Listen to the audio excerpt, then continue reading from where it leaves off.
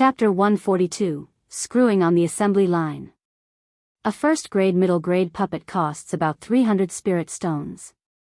A first-grade superior-grade puppet costs about 1,100 spirit stones. A first-grade supreme puppet costs about 3,000 spirit stones. After hearing the prices, Lu Chongqing bid farewell and left. It was not that the prices were too high, he was just inquiring about how much the puppets could sell for. Regarding the prices, Lu Chongqing could only say that puppets indeed made money, but compared to talismans, they could only be considered as earning a bit of hard-earned money. Of course, if the other party's production resembled the assembly line process he envisioned, that would be a different story. After buying the materials, Lu Chongqing didn't return to the spiritual talisman shop, but went straight home instead. After all, there was a child born in the family today, so naturally, he wanted to go back early and check. Once home, Lu Chongqing visited his newborn child and carried it to the yard to sit leisurely. Occasionally sitting in the yard with the child, enjoying the quiet, was also a form of relaxation for Lu Chongqing. Of course, that was under the premise that the child wasn't crying. After sitting quietly for a while, he came to report to Lu Chongqing that Xia Long from next door had come to visit.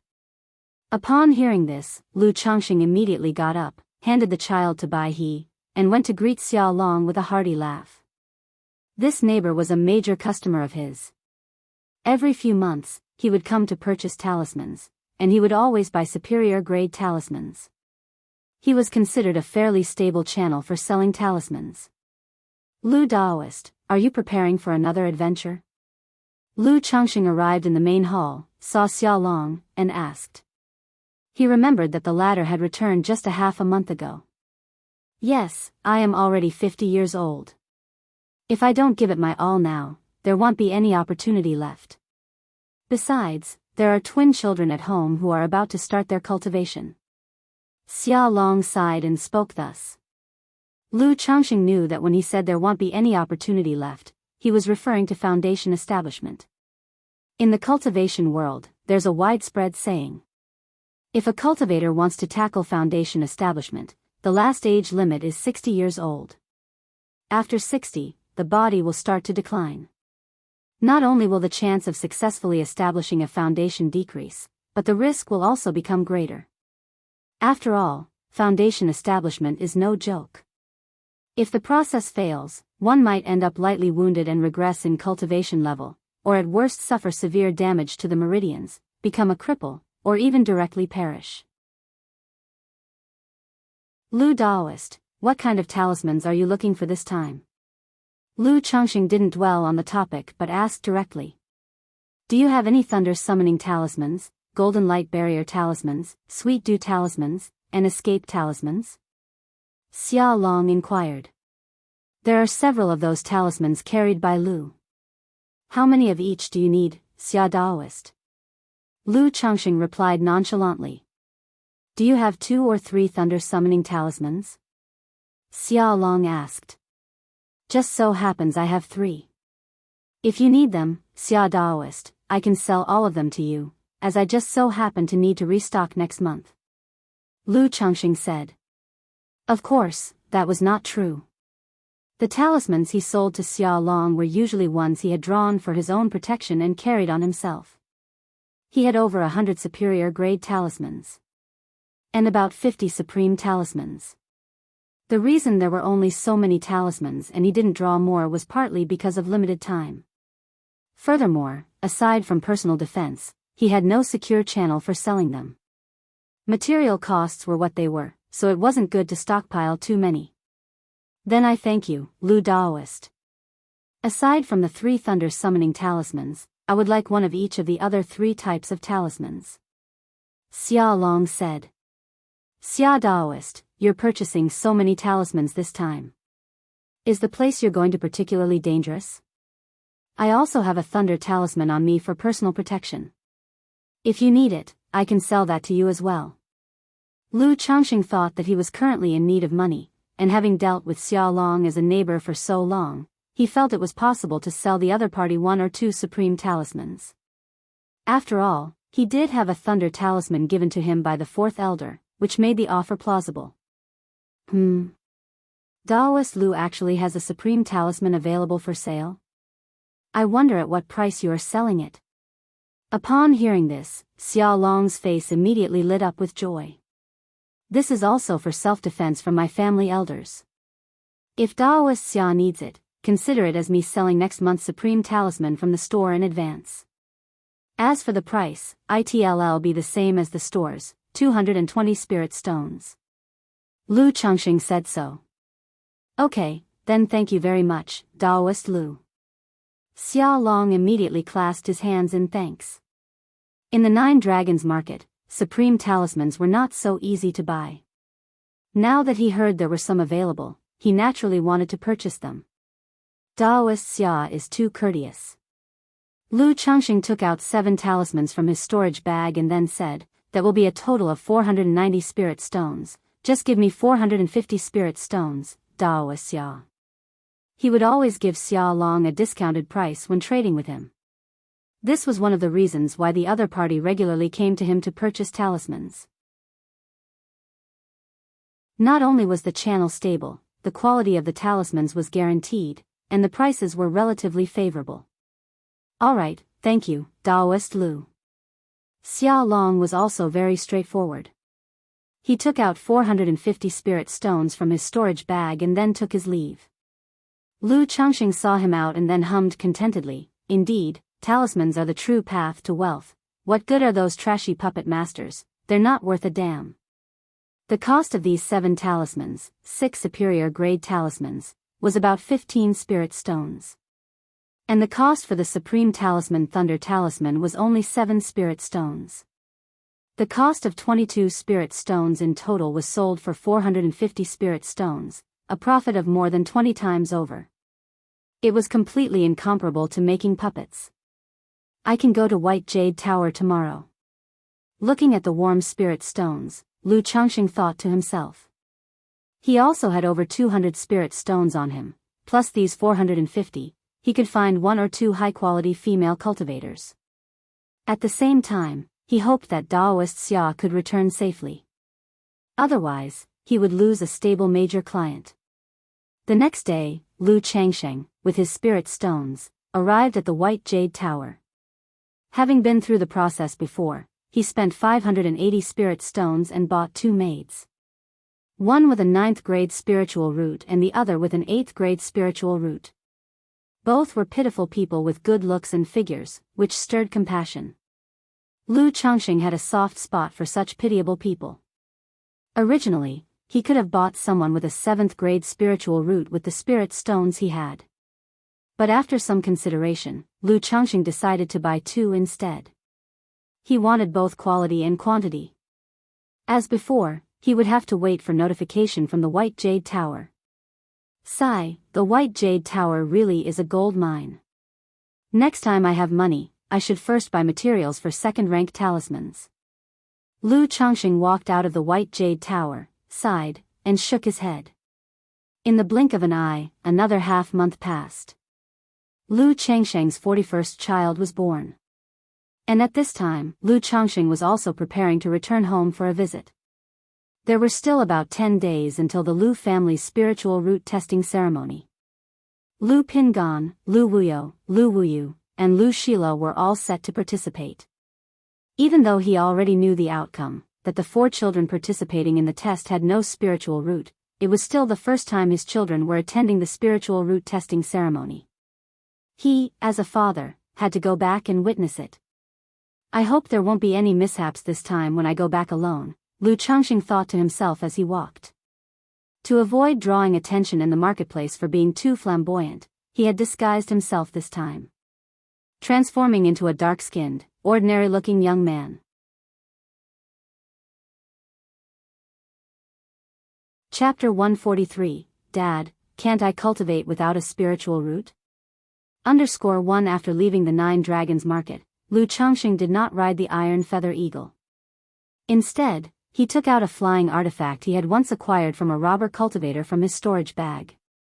Now that he had broken through to the energy refinement late stage, he was also able to maneuver the flying artifact to travel. Of course, Lu Changxing had no intention of flying back to Qingzhou Mountain on the artifact. That would be unrealistic. He simply thought that since he had disguised himself, he might as well make the disguise convincing. And to experience the flying artifact as well. This flying artifact was shaped like a circular wheel. Lu Changxing channeled his spiritual power into it and threw it into the air before jumping onto it. With a slight movement of his mental spirit and maintaining it with his spiritual power, the wheel began to fly. The base speed of this flying artifact was not very fast. It was only a bit faster than a spirit steed. But compared to a flying sword artifact, it consumed very little spiritual power. If one wanted to increase speed for escaping or such, the consumption of spiritual power would increase exponentially. After flying about 10 kilometers, Lu Changxing felt that 1/10 of his spiritual power was depleted. Such a flying artifact consumes quite a lot and is not suitable for long-distance travel. For long-distance flight during the Qi refinement realm, one still needs to rely on flying mounts or flying boats that fly using spirit stones. Lu Changxing shook his head and said. He then descended from the flying artifact, took out the iron feather eagle from the spiritual pet bag, and mounted it. Flap! Flap! The iron feather eagle spread its wings and soared into the sky, speeding towards Qingzhou Mountain. 2 days later. Qingzhou Mountain. Lu Changxing, handsome and tall, dressed in a blue silk robe embroidered with bamboo leaves, dismounted from the iron feather eagle. The journey had been very smooth, with no incidents. But now, with a cultivation level in the late stage of Qi refinement, more than 100 superior grade talismans, about 50 supreme talismans, and a talisman treasure, Lu Changxing also felt a sense of security in his heart. It was not as worrisome as before during the trip. After Lu Changxing returned home, his wives and children were naturally overjoyed. While chatting with Lu Miaoyun, he also learned that the testing for spiritual roots would begin in 5 days. He also found out that during his last 3 days at home, one of his wives had conceived. Meaning that the maid he had impregnated at the 9 Dragons Market was carrying his 50th child. After spending some time at home with his wives and daughters, Lu Changxing went to pay his respects to the 4th elder. After all, having returned, he had to pay a visit. Knowing that Lu Changxing had come back for his children's spiritual root testing, the 4th elder did not say much. He inquired about Lu Changxing's past 3 months and checked his talisman skills. 5 days later, the Lu family's testing for spiritual roots began. Lu Changxing, accompanied by Lu Lanshu, Lu Qing'er, Lu Zier, and Lu Lianer, along with their 4 children, arrived at a square at Qingzhou Villa. The ceremony for testing spiritual roots was held here. There, Lu Changxing saw many Lu family disciples. He also saw the immortal seedlings that had come with him to the Lu family. All were there with their children to participate in the testing ceremony. But although it was called a grand ceremony, there were not many people. The number of children was around 40. Everyone, line up. The testing was presided over by an elder of the Lu family. Uncle Fu and several Lu family disciples maintained order. Lu Changxing also had his 4 little ones line up to wait for their spiritual roots to be tested.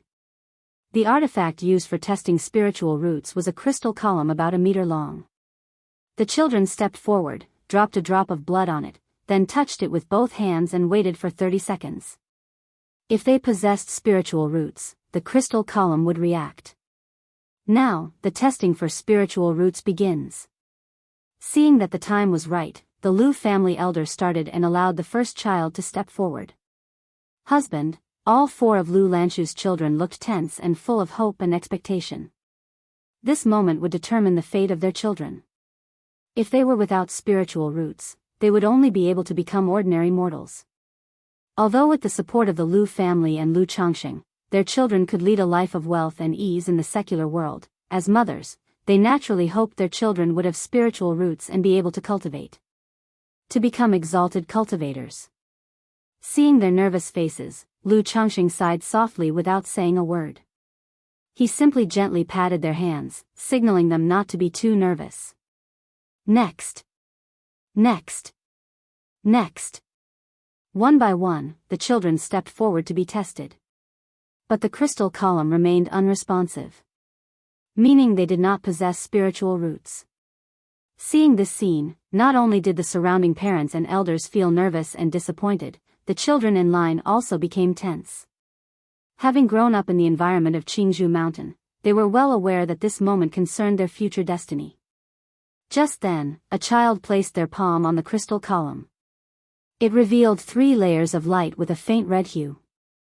Not bad, a 7th grade spiritual root, with a propensity for fire. The elder responsible for testing spiritual roots saw this and smiled. Ah! Wonderful, wonderful, wonderful. My son has spiritual roots, 7th grade spiritual roots. A young man not far away cried out excitedly after seeing this. Lu Changxing remembered him. He was one of the immortal seedlings who had come to the Lu family with him. Unexpectedly, the man's first child had spiritual roots, and they were 7th grade. That was indeed fortunate. No loud noises, Uncle Fu reminded in a low voice. But he did not blame the man. The testing continued and found another child with 8th grade spiritual roots. It was the child of a direct descendant of the Lu family. And now, it was Lu Pingan's turn.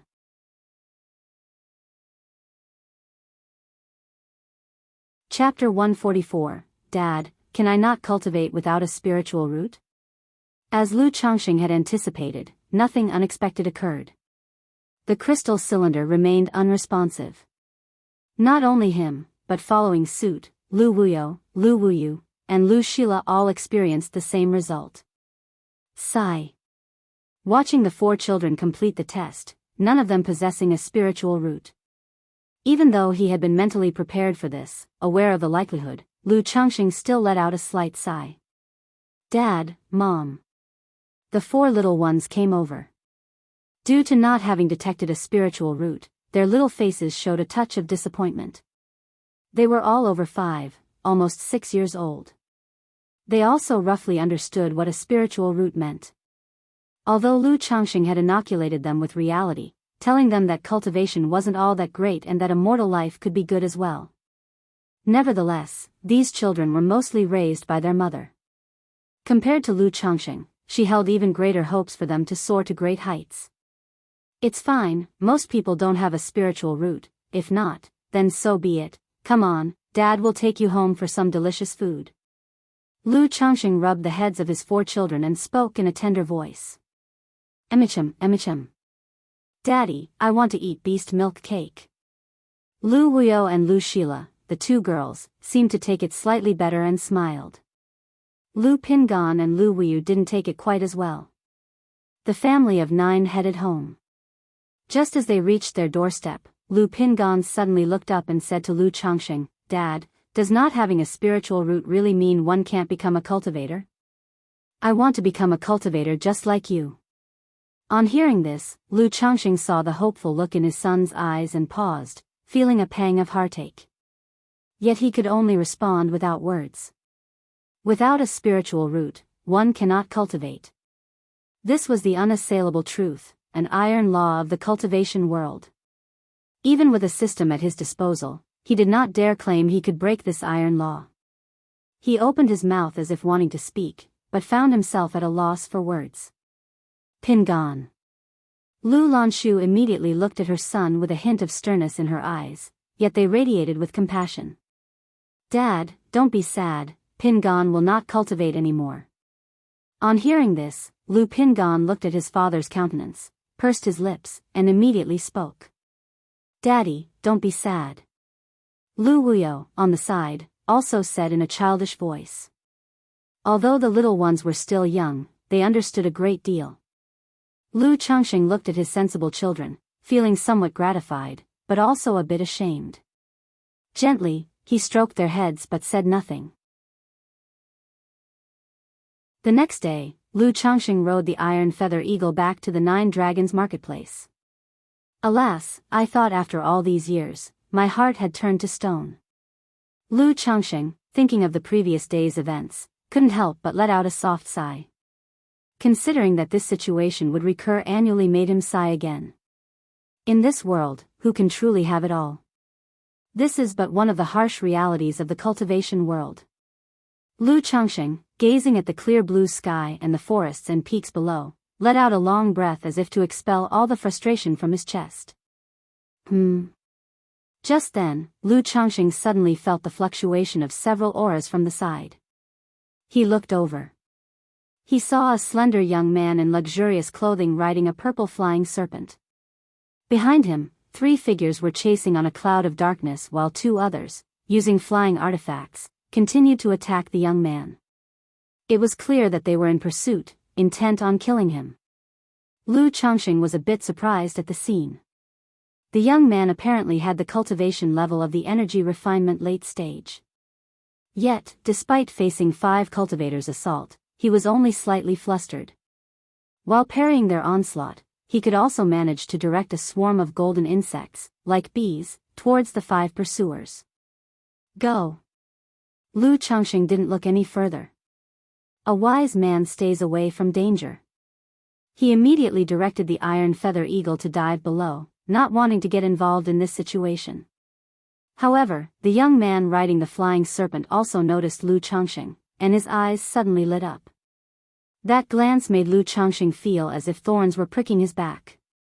This further convinced him that the young man was no ordinary individual. Fellow Taoist, to meet is to share fate. I offer you a great opportunity. This is a bottle of Xian Yin True Water, a Foundation Establishment spiritual object. It aids in the Foundation establishment process. With that, the young man shouted out to Lu Changxing. He directly tossed a black porcelain bottle towards Lu Changxing. Lu Changxing's brow furrowed, and his expression darkened slightly. He instantly knew that the other was attempting to divert trouble towards him. But upon hearing the words Foundation Establishment spiritual object and seeing the approaching bottle, he couldn't help but be tempted and caught it with his hand. After all, he had reached the 7th level of energy refinement. It was time for him to consider Foundation establishment. To achieve Foundation establishment, it's best to use external aids, not just rely on oneself. 99% of cultivators utilize external objects to boost their chances during Foundation establishment. Otherwise, attempting Foundation establishment without any aid was tantamount to courting death. Among the objects that offer the most significant aid to Foundation establishment is the Foundation Establishment Elixir. During Foundation establishment, if one consumes an elixir, it can stabilize qi and blood, massively increase mana, stimulate divine sense, and harmonize spirit, energy, and soul. Even if one fails in Foundation establishment, they won't suffer from the backlash. Besides the elixir, there are numerous Foundation establishment spiritual objects that can aid in the process.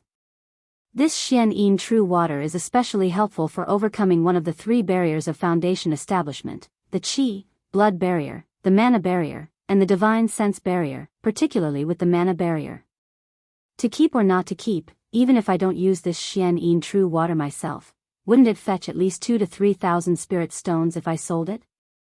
Lu Changxing thought to himself while looking at the porcelain bottle. After a brief consideration of the pros and cons, Lu Changxing immediately made a decision. Having already gotten involved, even if he didn't want the object, things probably wouldn't just end there. Moreover, he wanted it.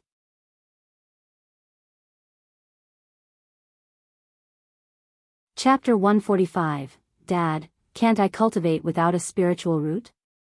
If I want the item and prefer not to start trouble, then there's only one solution. Lu Changxing looked indifferently at the youth and the 5 people pursuing him. The 5 people chasing the youth saw this and, even though they knew the youth was drawing disaster toward them, the leader did not hesitate. He directly said, 3rd, 4th, go retrieve the Xian Yin True Water. Yes, big brother. Upon hearing this, the 2 men looked toward Lu Changxing, maneuvered their flying magic artifacts, and charged straight at the iron feather eagle. Buzz! Lu Changxing immediately cast a golden light barrier talisman. A layer of golden light spread, enveloping both him and the iron feather eagle. The iron feather eagle couldn't afford any mishaps. Otherwise, there was still a whole day's journey to the 9 Dragons Market. Immediately after, in his 2 hands, he held a dozen or so talismans in one and a thick talisman inscribed with a golden brick in the other.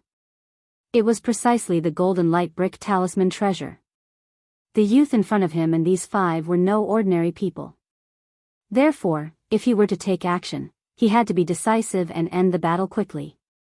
Superior grade talismans, looks like you're quite wealthy, kid.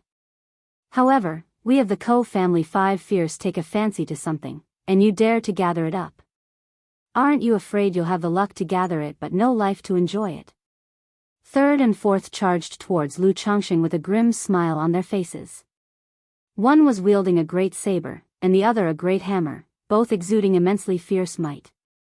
A golden light barrier talisman was only a superior grade talisman, and it could probably only withstand 1 or 2 hits.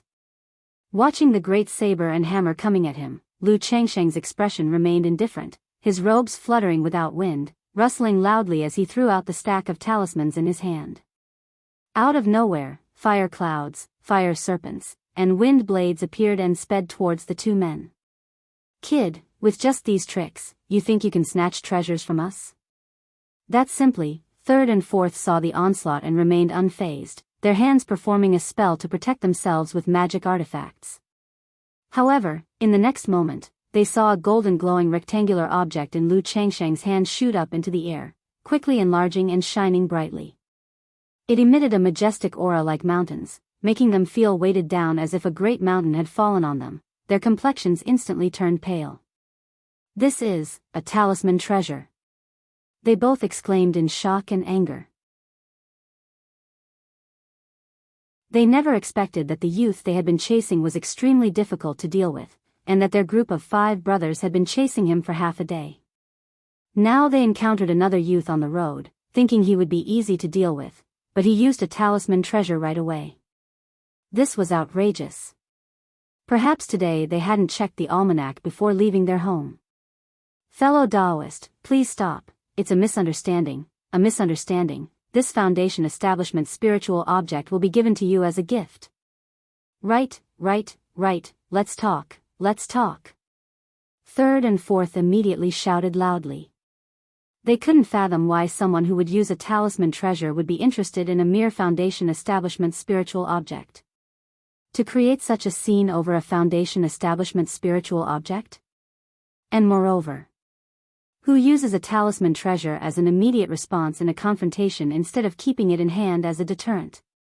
Third and fourth were utterly baffled. They just couldn't understand. It wasn't just them, the youth and the other 3 watching the scene were also stunned and confused. They had never seen anyone act like this before. Too late. Lu Chongqing responded coldly to their words. Once a talisman treasure was used, there was no talking of stopping it. Third, fourth. The tall man on the other side of the dark clouds shouted urgently. With a pinch of a spell, he summoned a blood-colored chain that shot towards the third and fourth brothers like a blood serpent, intending to escape with them in tow. But the golden light brick had already descended like a golden mountain upon them, crashing down heavily. Under its spiritual pressure, the 2 had no means of resistance. Even the blood-colored chain coming towards them briefly hesitated. Boom! As the golden light brick came smashing down, the 2 were crushed and sent flying, plummeting from the sky.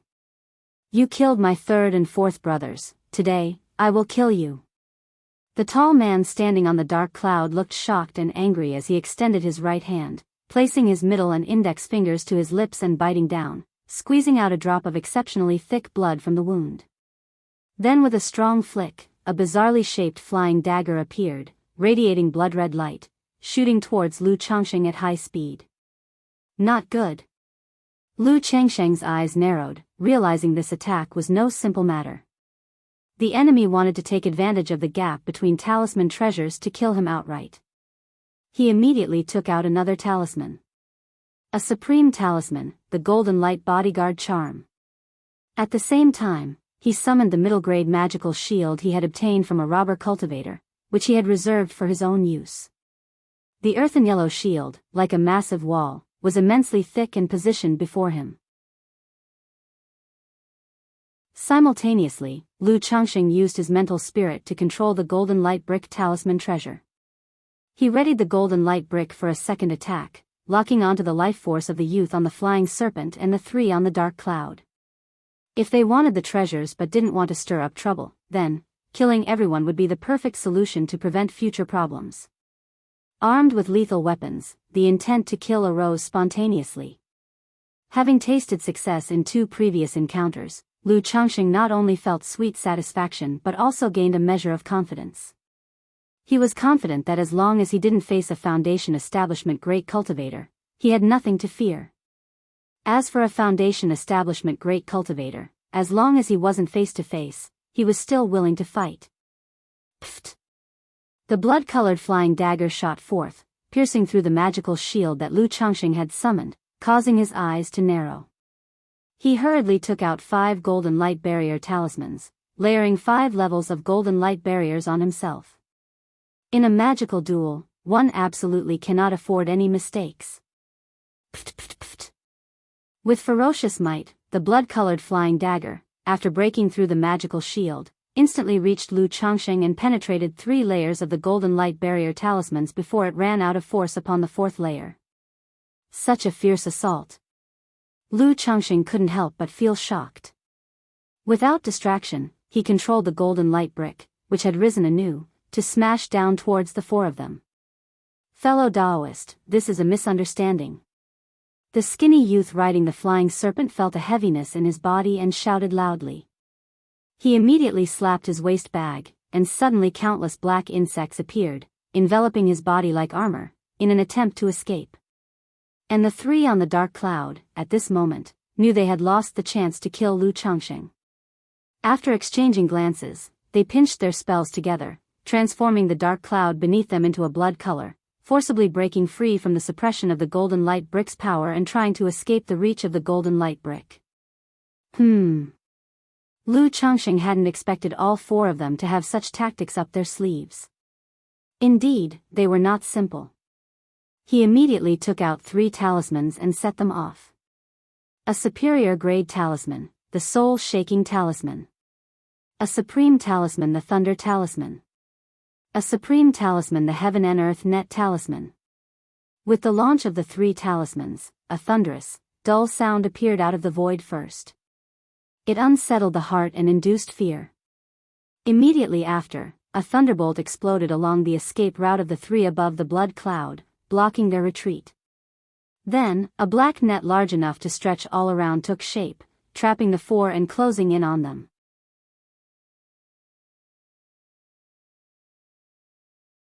Chapter 146, Is this also considered peach blossom luck? _1 Not good. Second brother, 5th brother, hold on. The 4 individuals, upon seeing the heaven and earth net converging from all directions and the heavy bombardment of golden light bricks from above, also abandoned their fight against each other and, in order to protect themselves, simultaneously launched their techniques. Buzz, buzz, buzz. The gaunt young man riding on the flying serpent had innumerable dense bugs appear around him, turning him, who seemed to be already clad in insect armor, into a pitch-black bug cocoon. As for the 3 brothers on the blood cloud, the eldest clasped his hands in a spell, causing the blood cloud to boil and surge, wrapping all 3 brothers within, in an attempt to break free from the heaven and earth net. The second brother stimulated several talismans in succession, creating protective shields of air around them. The youngest brother then took out a blue magic bead the size of a fist that emitted a pale blue glow and suspended it above his head. At that instant, bang! The golden light bricks, large as small mountains, fell heavily onto the 4. Lu Changxing could tell that the 4 were no simpletons, which is why he did not pull back his attack. He pushed the golden light bricks to their limit, dropping them directly from the air to smash the 4 to the ground and grind them into mush. Indeed, they didn't die. Now at the 7th level energy refinement, Lu Changxing, whether in terms of controlling the talisman treasure golden light bricks or in his mental spirit perception, had become much stronger. He could sense that the 4 being smashed by the golden light bricks had not yet died, and were still resisting, trying to break free from the golden light bricks, trying to escape the bonds of the heaven and earth net talisman. He immediately took out another stack of talismans. Supreme Talisman, Heaven and Earth Net Talisman. Supreme Talisman, Chaos Talisman. Superior Grade Talisman, Binding Body Talisman. Superior Grade Talisman, Dungeon Talisman. 2 heaven and earth net talismans flew out. Everywhere they went, black nets formed, covering all around the golden light bricks, to prevent the 4 from truly escaping from under the assault of the golden light bricks.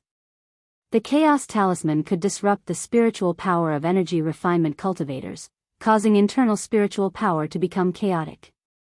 The Binding Body Talisman could restrain and bind a person's body, affecting their movements. A Chaos Talisman and 4 Binding Body Talismans turned into rainbows of light and shot towards the ground beneath the golden light bricks, disturbing the resistance of the 4. Then, Lu Changxing commanded the Iron Feather Eagle to dive rapidly, preparing to cast the Dungeon Talisman in the area where the golden light bricks were about to land. But at that moment, the Iron Feather Eagle, under the imposing might of the golden light bricks, got frightened, cried out and refused to approach. Motherfucker! Lu Changxing glanced at the unimpressive Iron Feather Eagle, tossed out his flying artifact, jumped onto a round wheel, and quickly descended, activating the Dungeon Talisman.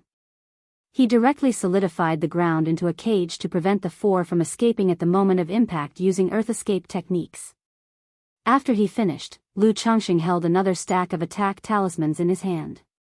If the 4 still had a breath of life after that, he would give them another round of firepower. Just then, boom! The golden light bricks fell from the sky with great force, crashing to the ground and making a world-shaking noise. It seemed as though the entire mountain range quaked violently. All the birds and demon beasts in the vicinity were so terrified that they trembled and scattered in all directions, flying out of the forest. The already startled Iron Feather Eagle let out a deafening screech at the sound, flapping its wings as though it might crash. Lu Changxing paid no attention to the Iron Feather Eagle, watching the golden light brick standing tall on the ground like a golden hill, his eyes narrowed slightly. Are they dead? At that moment, he himself wasn't sure if the 4 were actually dead. After all, from their earlier display, it was clear that their techniques were anything but simple. If it weren't for his talismans blocking their way, he would have almost let the 4 escape from beneath the assault of the golden light bricks. Pity I don't understand formations, nor do I have a formation artifact, otherwise setting up a formation now would make things much more secure, Lu Changxing mused to himself.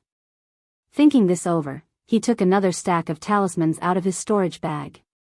Superior Grade Talisman, Earth Collapse Rocket Talisman. Superior Grade Talisman, Blue Silver Entwining Talisman. Supreme Talisman, Chaos Talisman. He set up 4 traps in 4 different directions around the golden light bricks. The moment anyone dared to move even slightly, they would trigger the Earth Collapse Rocket Talisman and the Blue Silver Entwining Talisman. They would be caught off guard, entangled by blue vines sprouting from the ground in a burst, while being simultaneously targeted by rockets. As for the Chaos Talisman, it was to be used in conjunction with the attack talismans in his hand to disrupt the 4's spiritual power before a barrage of firepower. Having made the preparations, Lu Changxing's mental spirit stirred slightly, allowing the golden light bricks to slowly rise. If the 4 still showed signs of life, he wouldn't have to trigger any more talisman treasures, he could simply drop them again. As the golden light bricks rose, a pit appeared, both dozens of feet wide and deep. Lu Changxing, standing tall and straight on his flying artifact, slowly moved forward and peered into the pit. Inside it, the 3 brothers from the blood cloud had become unrecognizable masses of flesh and blood, dead beyond any doubt. And that young man who had turned into a huge bug cocoon had become dried up and lifeless. The purple flying snake next to them was a blur of blood and flesh as well. Lu Changxing used his mental spirit to sense for a moment, assuring himself there was no breath of life from the 3 masses of flesh and the huge cocoon, nor from the purple python, before he finally felt at ease. Still, to be utterly cautious, Lu Changxing produced fireballs in his palm, shooting them into the pit. Cultivators had many techniques, and these 4 were no easy targets. He had to be careful. Only when reduced to ashes could one be sure they were truly dead. Under the fireballs, the 3 masses of flesh and the flying snake turned into remains, burnt by the flames until very little was left. The black bug cocoon crackled as it burned in the fire. Then suddenly, the black cocoon shook violently, and a gaunt figure shot out from it, trying to leap out of the deep pit. But in the next moment, blue vines burst rapidly from the ground, binding the figure. At the same time, rockets appeared out of nowhere, targeting the young man and firing towards him.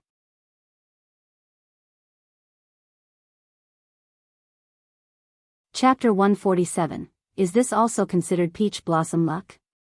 Lu Changsheng, standing atop the wheel, was shocked by the sight before him. He had not expected this young man to still be alive, and immediately threw out a talisman. Are you crazy or something? Can't you handle a loss? Seeing this turn of events, the young man's face instantly turned extremely unsightly. It was as if Shiman Qing was caught in the act with Pan Jinlian by Wu Dalong and Wu Er. He had never seen someone like this before. The man used talisman treasures right from the start, treating talismans as if they cost him nothing. Do your talismans cost you nothing? He deeply regretted his actions, filled with remorse. Foolishly leading trouble to his own doorstep was what he was playing at. Now it seemed he was about to turn the situation on its head. Not only facing a heavy loss, but he also might end up falling here. He slapped his palm, using a supreme talisman, the golden light bodyguard charm, enveloping himself in golden light. At the same time, he took out a blue pearl and, holding it high above his head, said threateningly, "If you attack again, I'll detonate this heavenly thunder pearl." Prepared for mutual destruction. Heavenly thunder pearl? Lu Changsheng heard this and observed the walnut-sized blue pearl in the other's hand, narrowing his eyes and halting his attack. He had never seen a heavenly thunder pearl before. But he had read about such things in books. Legend had it that the heavenly thunder pearl was forged by a nascent soul true lord from the lightning between heaven and earth, with each pearl possessing immense power. Even a cultivator at the foundation establishment stage would be annihilated upon direct contact. He had not expected this young man to have a heavenly thunder pearl in his possession. Fellow Taoist, we have no grievances nor grudges, why create such a scene? They say a fight leads to a friendship.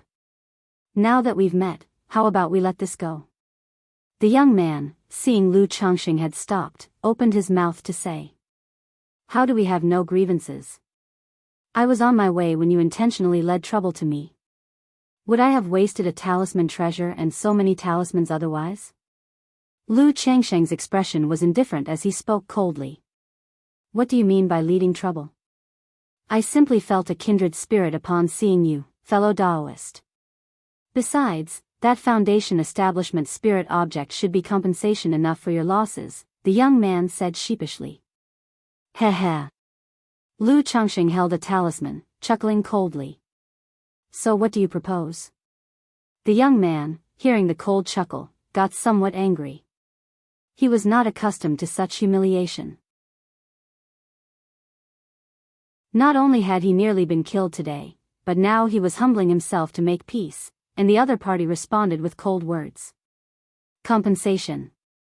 As long as you offer sufficient compensation, I will let you go, Lu Changsheng said, ignoring his attitude and pulling out a stack of supreme talismans. If he cowered just because of the opponent's heavenly thunder pearl, the initiative would be in the opponent's hands.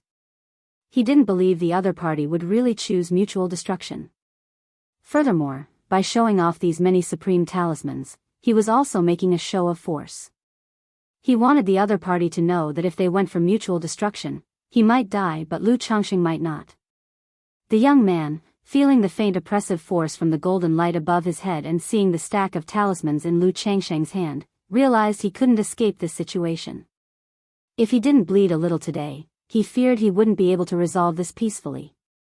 He took a deep breath and took a jade box from his waist, then tossed it to Lu Changsheng, saying, "Inside is a heavenly heart lotus, also a foundation establishment spirit object, helpful in developing divine sense during foundation establishment. This should compensate for your losses, shouldn't it?" Lu Changsheng enveloped the jade box in spiritual power to check it. Afterward, he opened the box and saw inside a snow-white lotus flower emitting a faint glow.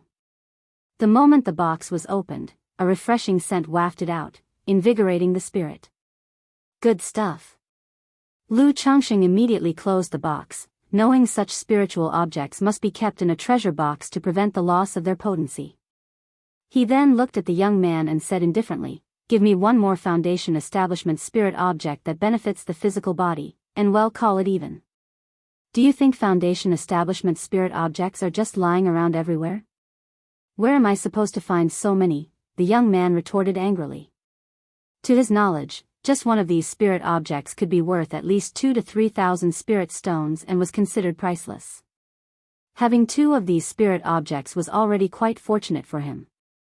Lu Changxing, not believing his words, eyed him suspiciously. After all, the man had used a foundation establishment spirit object when causing trouble. And now here was another foundation establishment spirit object. To have survived the attack of his talisman treasure and so many talismans was no small feat now. To produce a heavenly thunder pearl of such rarity also indicated that the young man was no simple character. What are you looking at? Are you going to let me go or not? The young man became impatient under Lu Changsheng's scrutiny while holding the heavenly thunder pearl. I saw you commanding so many insects. You must possess an insect commanding technique, right? Give me that technique, and we'll settle this. Lu Changxing didn't want to push the man to desperation. Even a cornered dog will leap over a wall, much less a person. Thinking about the insect commanding technique the other party had used, he became interested. He thought it might be useful to raise some insects himself. That's out of the question, it's a secret technique of my family. The young man immediately refused. He then added, however, I can give you a beast taming inheritance. Beast taming inheritance? Which grade? Lu Changxing inquired upon hearing this. He had been considering obtaining a method to tame and command beasts. Perhaps he could accelerate the growth of the 9 Netherhound. However, from his inquiries in the marketplace, he learned that knowledge was tightly monopolized in this world. This was true for both cultivation methods and the inheritance of various cultivator arts. First-grade inheritances were a little easier, being obtainable for the right price. But for higher grades, it wasn't simply a matter of spending money to acquire them. Of course, Lu Changxing also knew that he hadn't reached that level yet.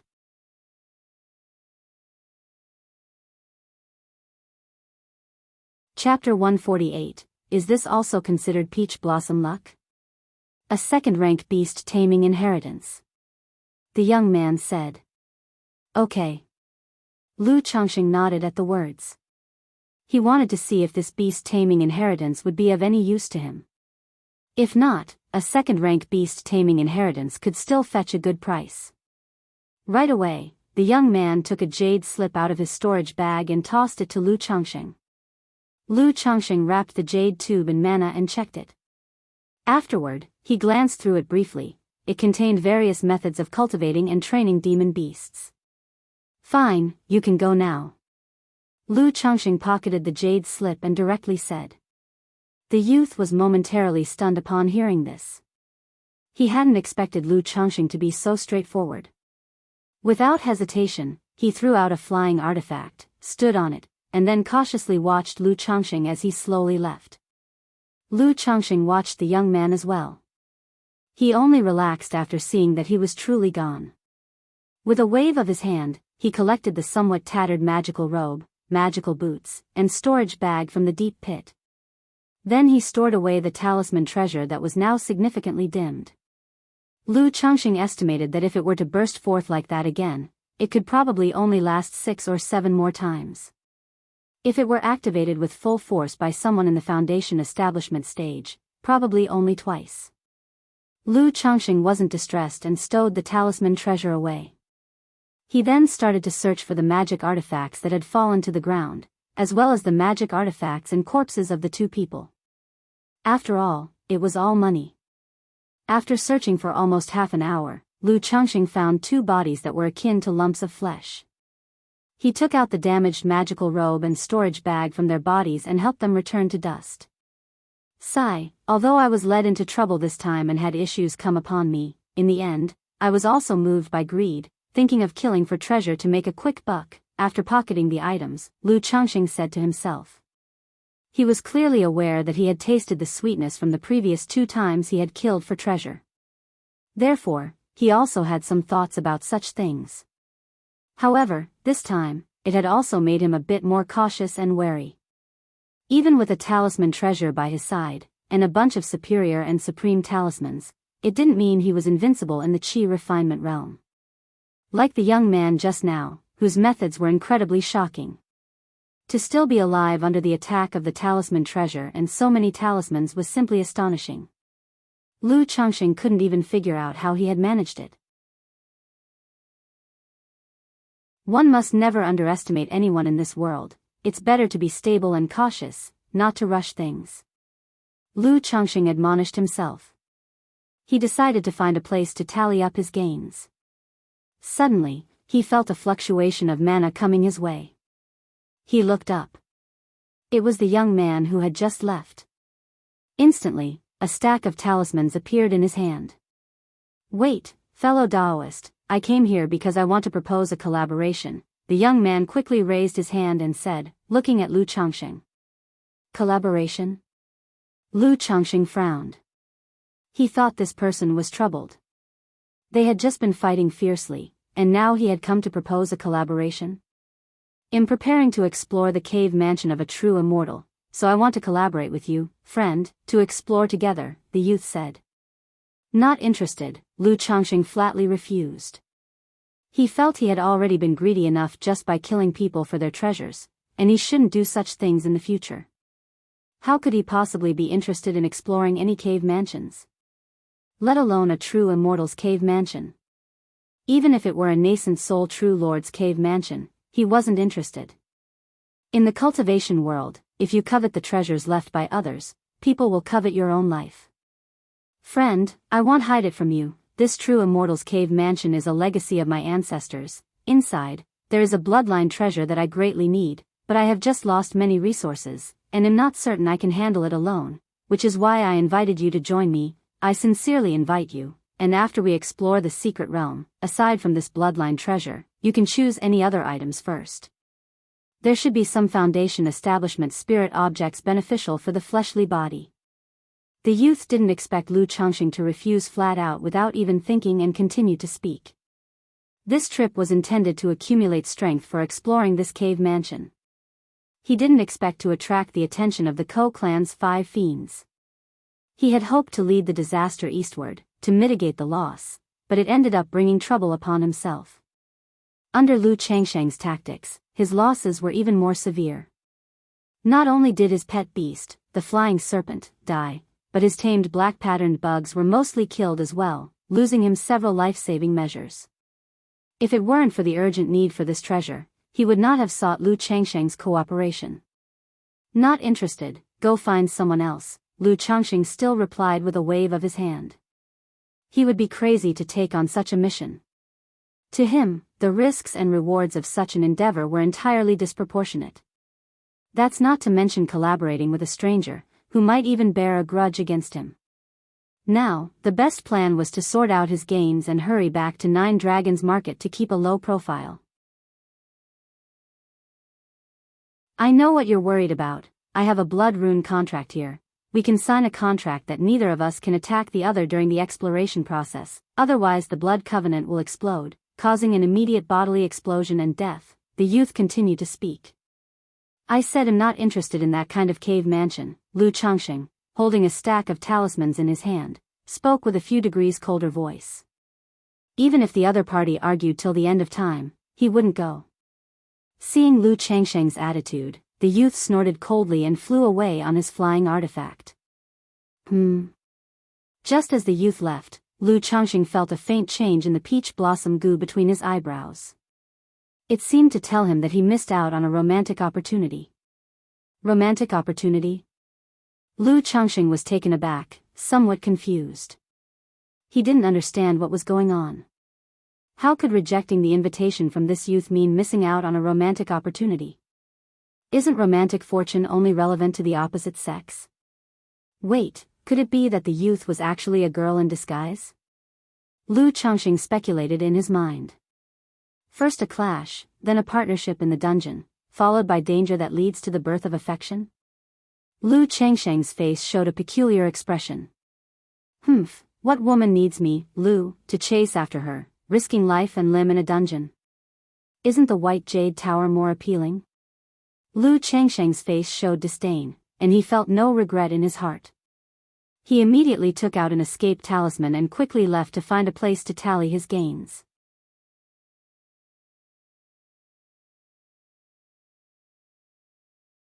Chapter 149, Abundance in the Basin and Bowl, Hopes for Second Tier.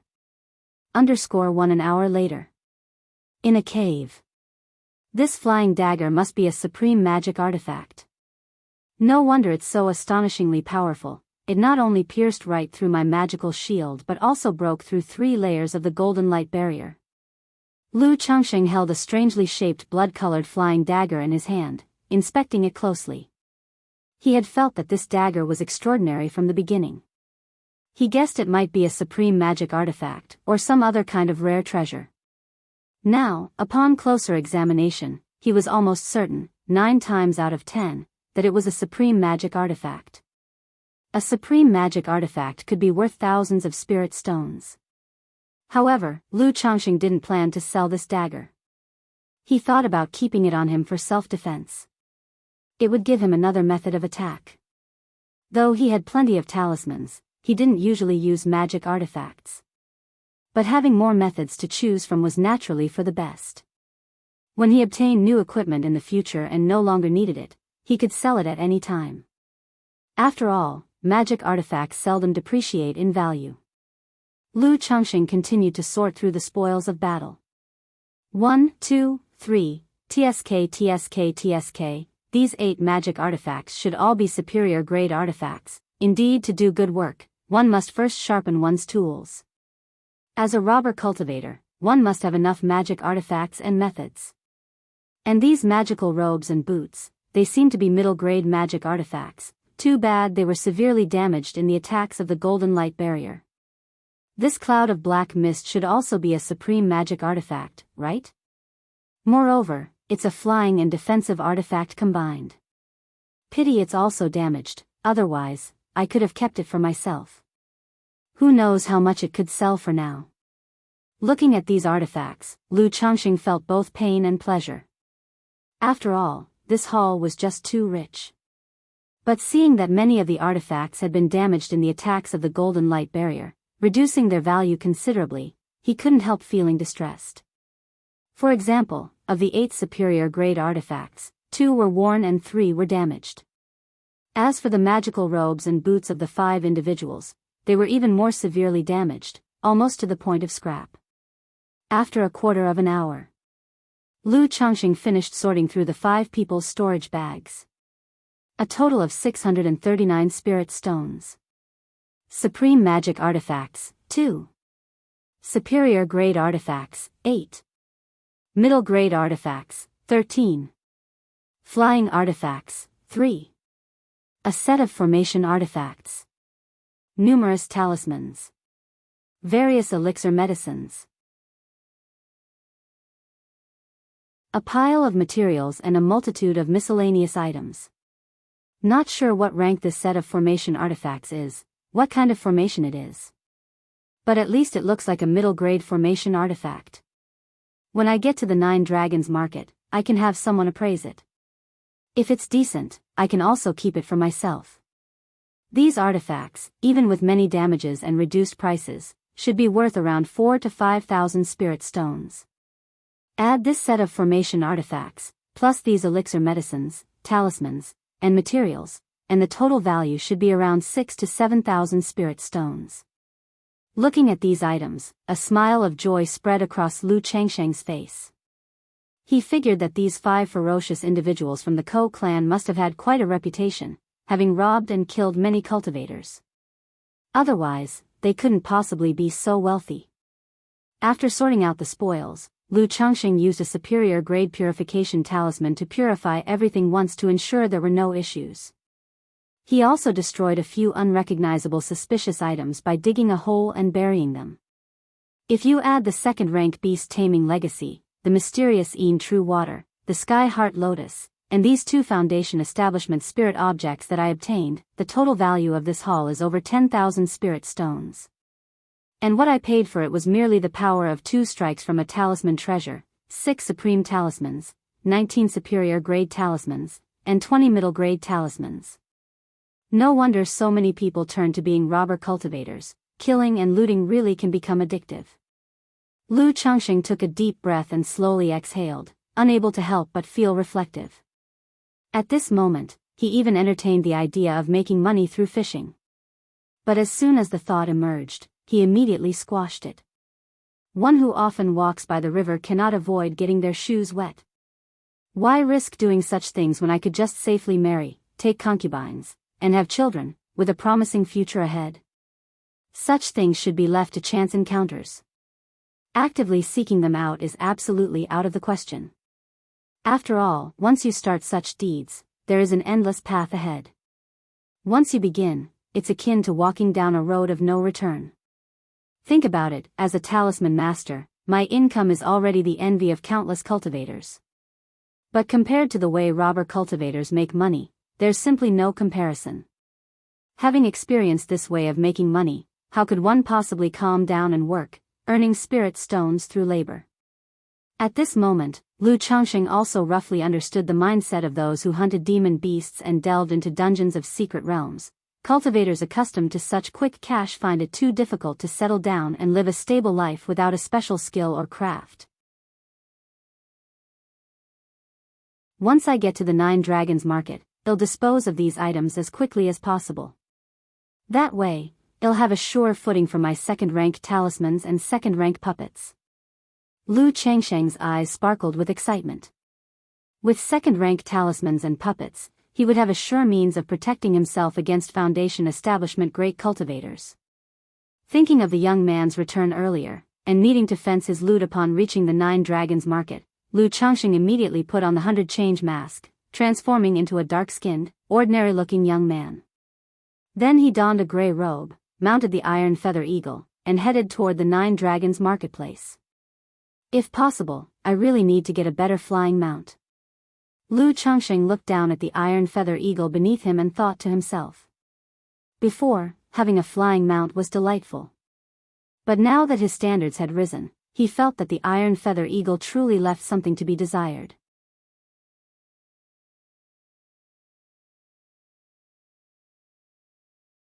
Chapter 150, Abundance in the Basin and Bowl, second tier in sight. Aside from traveling, he's really not up to par in other areas. Like earlier, when they encountered danger, he had to use talismans to protect the Iron Feather Eagle. If there was a bit more commotion, the Iron Feather Eagle would get scared and go out of control. If they were being pursued, relying on the Iron Feather Eagle, it would be hard to get away.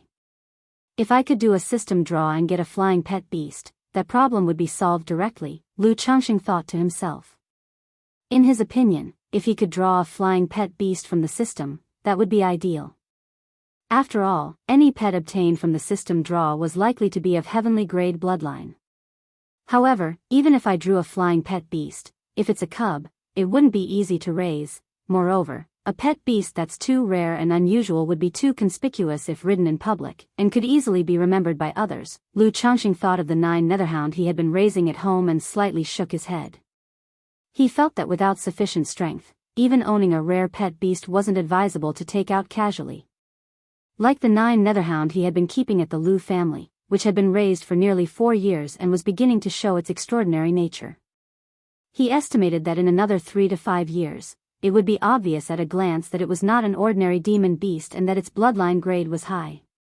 By then, I'll just have to keep the 9 Netherhound in the spiritual pet bag and carry it with me, or, as I considered before, find a mountain range where I can let it grow up on its own, Lu Changxing mused.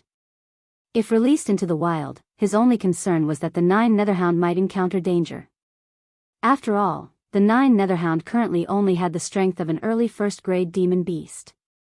And that's not very strong.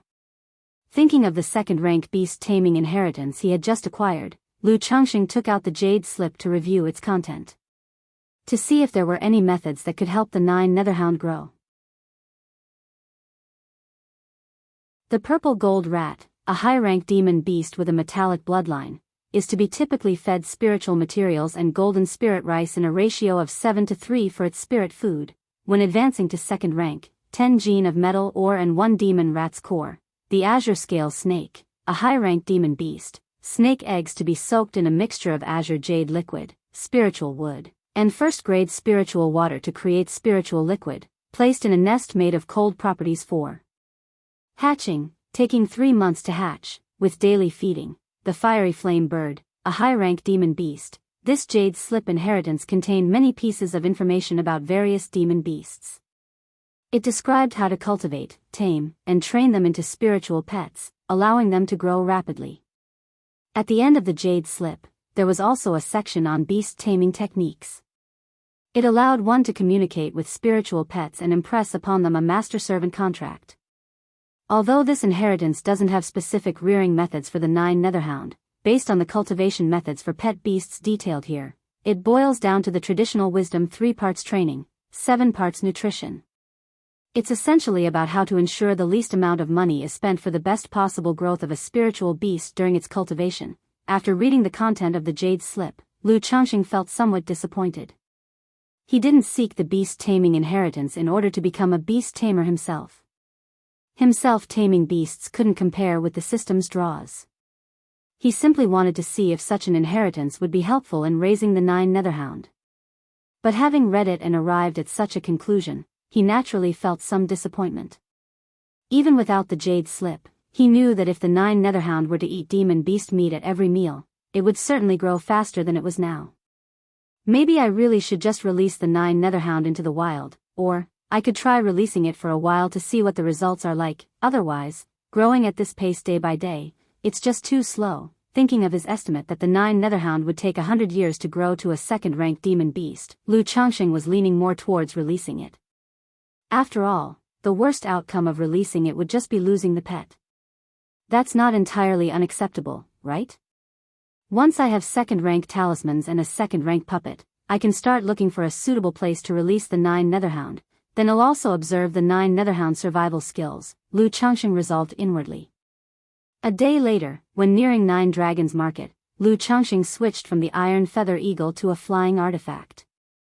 Then in disguise, he flew on the flying artifact into 9 Dragons Marketplace, procured a temporary identity card, and entered the marketplace.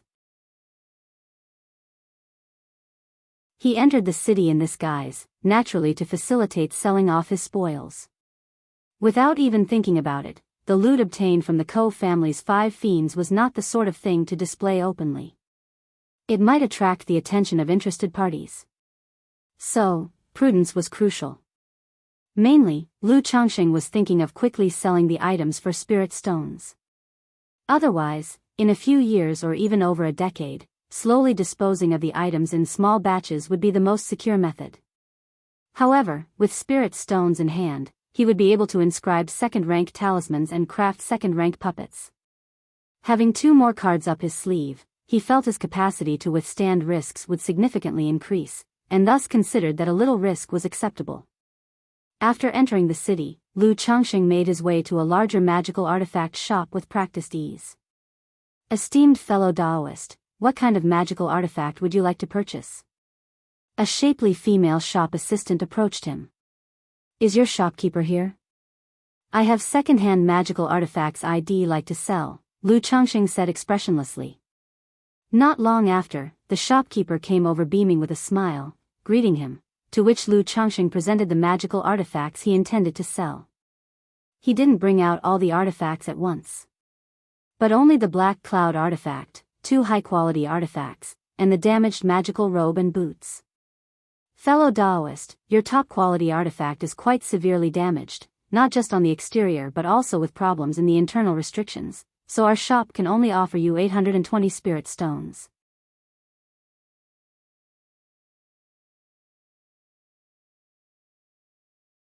Chapter 151, Abundance in the Basin and Bowl, second rank in sight. For these 2 superior magic artifacts, the quality is decent, though there's some wear and tear.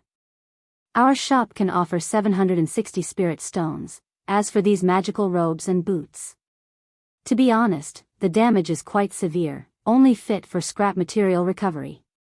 Let's say 260 spirit stones for all. The shopkeeper could tell that these magic artifacts were obviously ill-gotten goods and directly offered a low price.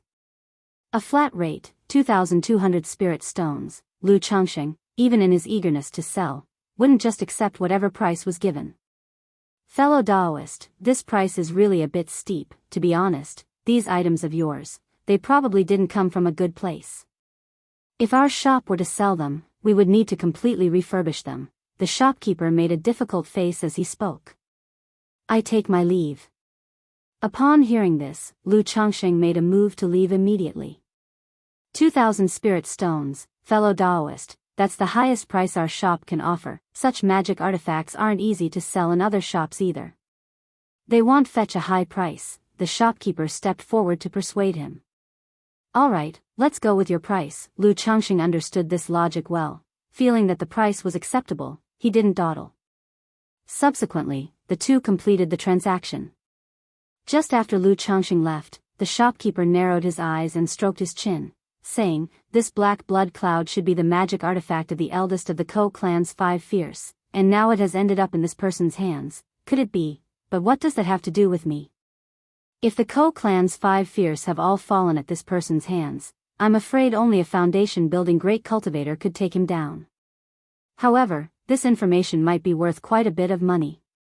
Smiling, the shopkeeper shook his head and leisurely returned upstairs. After leaving the shop, Lu Chongsheng immediately found an inn, where he checked the spirit stones head just acquired.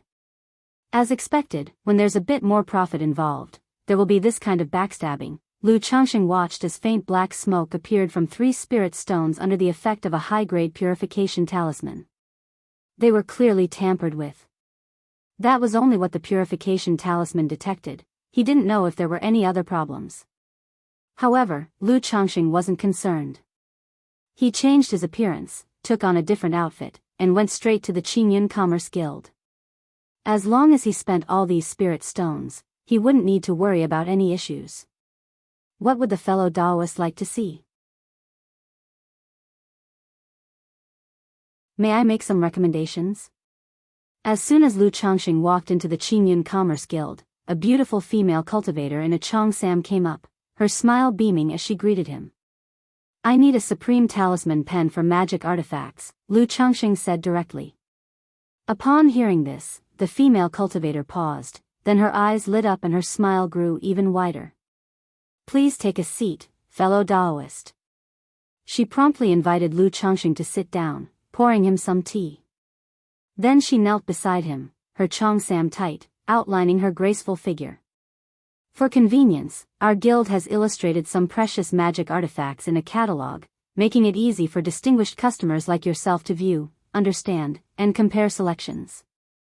If you see something you like, I will bring the actual item for you. Take a look at this Qihui Talisman Pen. It's the best-selling supreme talisman pen at our Qingyun Commerce Guild. The cheongsam-clad female cultivator took out an antique jade scroll, turned to the page with talisman pens, and pointed to one of the pens. A 3-dimensional image of a red talisman pen appeared on the jade scroll.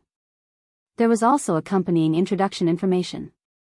Qihui Talisman Pen. The pen tip is made from the neck fur of a second-rank azure-eyed golden lion demon beast, and the pen shaft is forged from a mixture of sky blue wood and qi gold. Lu Chongsheng nodded slightly. He had been to the Qingyun Commerce Guild before. He knew that the guild had grown large and strong not just because it was backed by the Qingyun sect. In terms of shopping experience, service, and the quality of the products, they really did a great job. He glanced at the price of the talisman pen. 1,600 spirit stones. He couldn't help but be astonished. Compared to when he had previously gotten a middle-grade magic artifact pen at the spiritual talisman shop of the Lu family for only 70% of the original price it cost, the profit margin at the Qingyun Commerce Guild was likely even higher. But it couldn't be helped. There were no supreme talisman pens for magic artifacts at the Lu family's spiritual talisman shop. Even if there were supreme talisman pens for sale, it wouldn't be right for him to buy them from his own family's shop. As expensive as it is, after all, this thing will last a long time, and he'll eventually make the money back. Lu Chongsheng sighed softly in his heart. He knew this wasn't an expense he could avoid. Going to other shops might save him a little money, but it would waste time and be a hassle, with no guarantee they'd have the product in stock. He flipped through the jade scroll, looking at a few other supreme talisman pens. The cheapest is 1,400 spirit stones, and the most expensive is 2,000 spirit stones. Immediately, Lu Changxing asked the female cultivator to bring over 5 different supreme talisman pens for him to examine.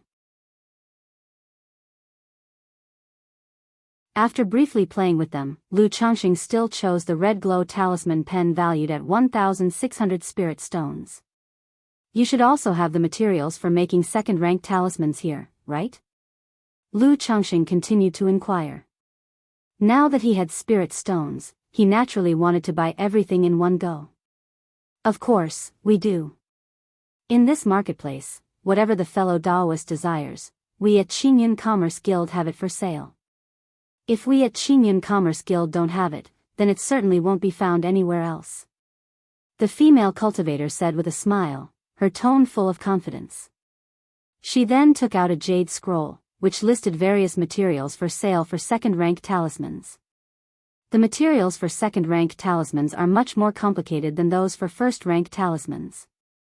To draw different talismans, you also need corresponding attribute demon beast furs and spiritual materials made into talisman paper and spirit ink. Otherwise, it would affect the talisman completion rate. Lu Changxing looked at the second-rank materials listed in the jade scroll. The choices weren't particularly numerous. The materials were sold in sets of 10. Lu Changxing bought 30 sets. The total cost was 780 spirit stones. That meant, on average, the production cost per second-rank talisman was 26 spirit stones. This didn't even include the cost of wear and tear on the talisman pens. But there was no other way. Second-rank talisman materials were relatively rare, hard to buy elsewhere, and collecting them on his own was troublesome. If he wanted convenience and speed, he could only purchase them at a higher price from the Qingyun Commerce Guild. However, by buying here, at least there were guarantees, and he wouldn't encounter any issues. Fellow Daoist, the total comes to 2,380 spirit stones, said the female cultivator in a Cheongsam, still smiling. After speaking, she paused for a moment, her voice sweetened as she said, as the fellow Daoist is purchasing second-rank talisman materials, it seems you also have some achievements in the talisman path. Would the fellow Daoist be interested in becoming a guest elder of our Qingyun Commerce Guild? If you are willing to become a guest elder, then in the future, all items you purchase from our Qingyun Commerce Guild will be offered at an internal price. Moreover, should the fellow Daoist need any materials, our Qingyun Commerce Guild can also assist in collecting them. The Cheongsam-clad female cultivator spoke in a sweet voice. Oh. When Lu Changxing heard this, he raised an eyebrow and asked, "May I know what the exact standards for having some achievements are you referring to?" In terms of talisman making, the fellow Daoist would need to be able to consistently draw supreme first-grade talismans, the female cultivator in the Cheongsam replied with a smile. "May I know the benefits of this guest elder position?" Lu Changxing continued to inquire. "If the fellow Daoist is interested, I can invite the manager to discuss the details with you," the female cultivator with sparkling eyes said. "There's no need for a detailed discussion, I was just casually asking," Lu Changxing said, waving his hand dismissively. "Although I can draw supreme talismans at the moment, it is quite a struggle. I bought the second-rank materials just to see if they might help me stabilize the drawing of supreme talismans." Lu Changxing said this outright. He was currently in disguise. How could he possibly become a guest elder at the Qingyun Commerce Guild? To become a guest elder here, he would undoubtedly have to verify his identity. Once his identity was checked and verified, his skills as a top-level first-grade talisman master would be difficult to explain. "Alright, if the fellow Daoist ever becomes interested, we at the Qingyun Commerce Guild are always welcoming," the female cultivator in the Cheongsam replied, unbothered and still smiling. "Okay." Straight away, Lu Changxing paid the spirit stones, picked up his talisman pen and materials, and walked out of the Qingyun Commerce Guild. Sigh, money comes quickly, but it goes just as fast. Lu Changxing thought about his expenditure and felt a twinge of pain in his heart. He had never used so much money before. Back in the day, when he first arrived at the Lu family, he only received 2 spirit stones per month. Now in one spending spree, more than 2,000 spirit stones were gone, which was the equivalent of 100 years' earnings in the past. Next, I'll deal with the remaining magic artifacts and materials and see if I can purchase enough to construct a second-rank puppet. Lu Changxing exhaled softly and repeated the actions he had just been doing, bustling without a break. He sold all the magic artifacts he had gathered, unnecessary elixir medicines, as well as materials to shops for a low price. Then, having obtained the money, he directly went back to spend it at the Qingyun Commerce Guild, buying the materials he needed. P.S. I went to bed late last night and got up early, which made me groggy all morning. After resting in the afternoon, I finally felt somewhat better, but still a bit of a headache. There won't be a second chapter today, apologies.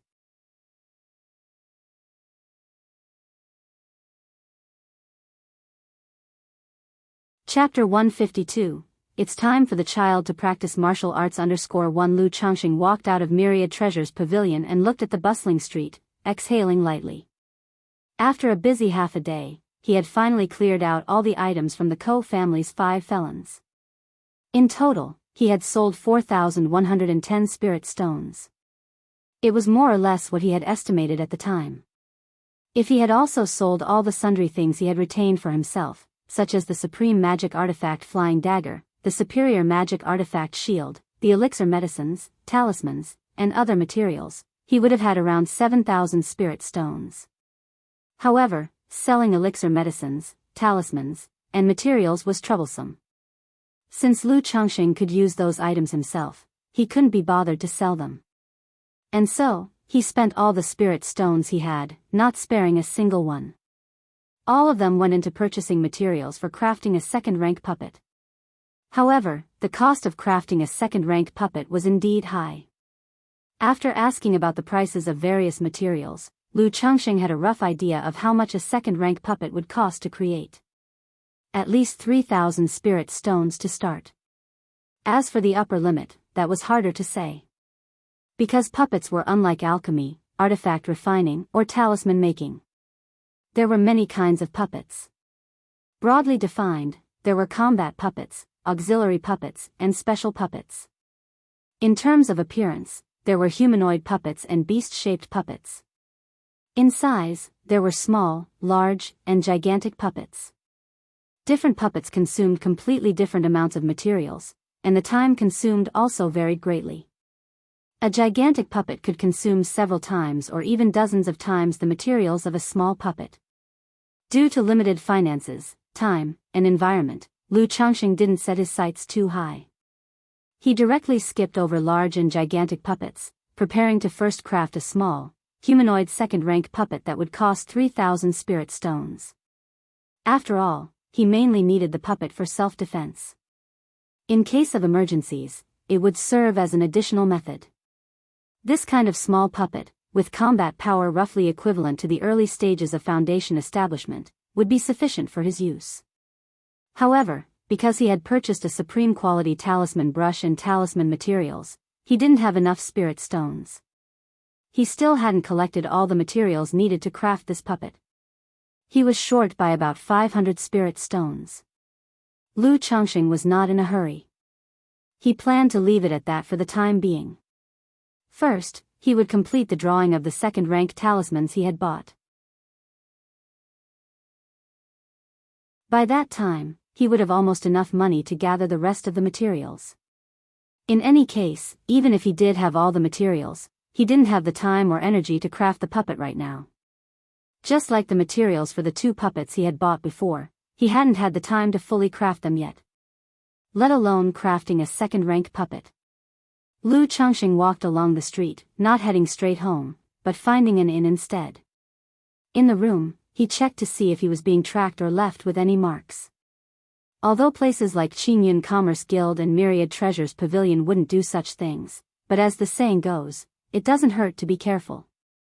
After making sure there were no issues, Lu Changxing changed his appearance and put on a new set of clothes, then left the inn and 9 Dragons Market. He went around the marketplace, destroyed the clothes and temporary identity token he had used, and then returned to 9 Dragons Market. After arriving at the spiritual talisman shop, the shopkeeper Zhang Shan saw Lu Changxing and reported to him about the business matters of the shop over the past few days.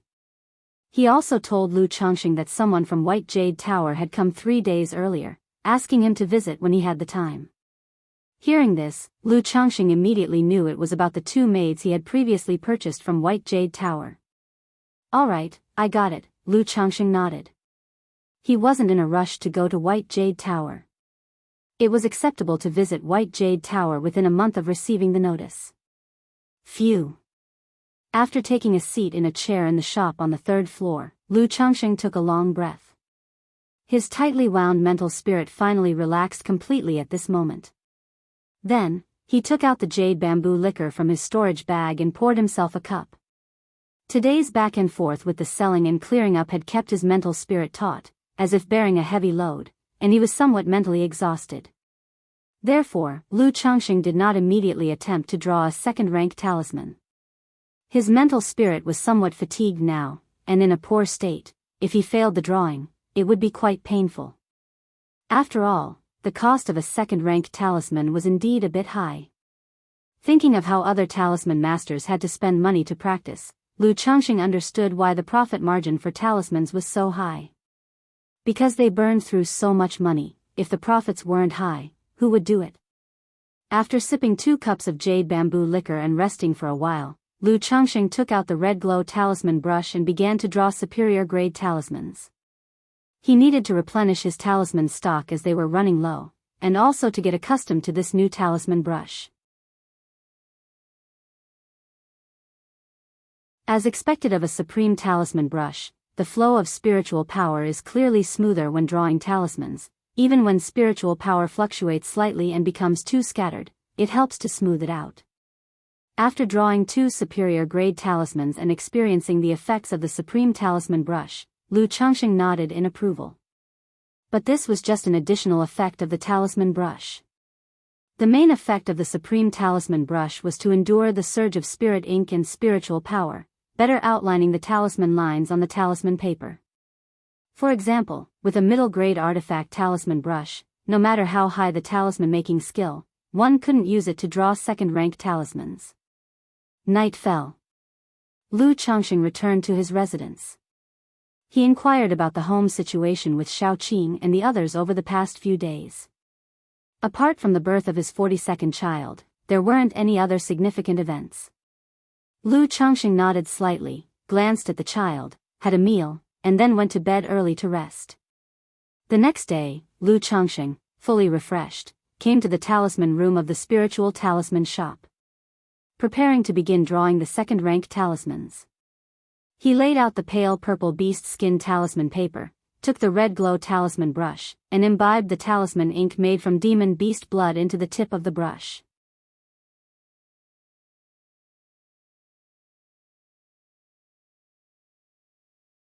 Chapter 153. It's time for the child to practice martial arts afterward. Spiritual power surged into his palm, then onto the talisman brush in his hand, and finally to the tip of the brush.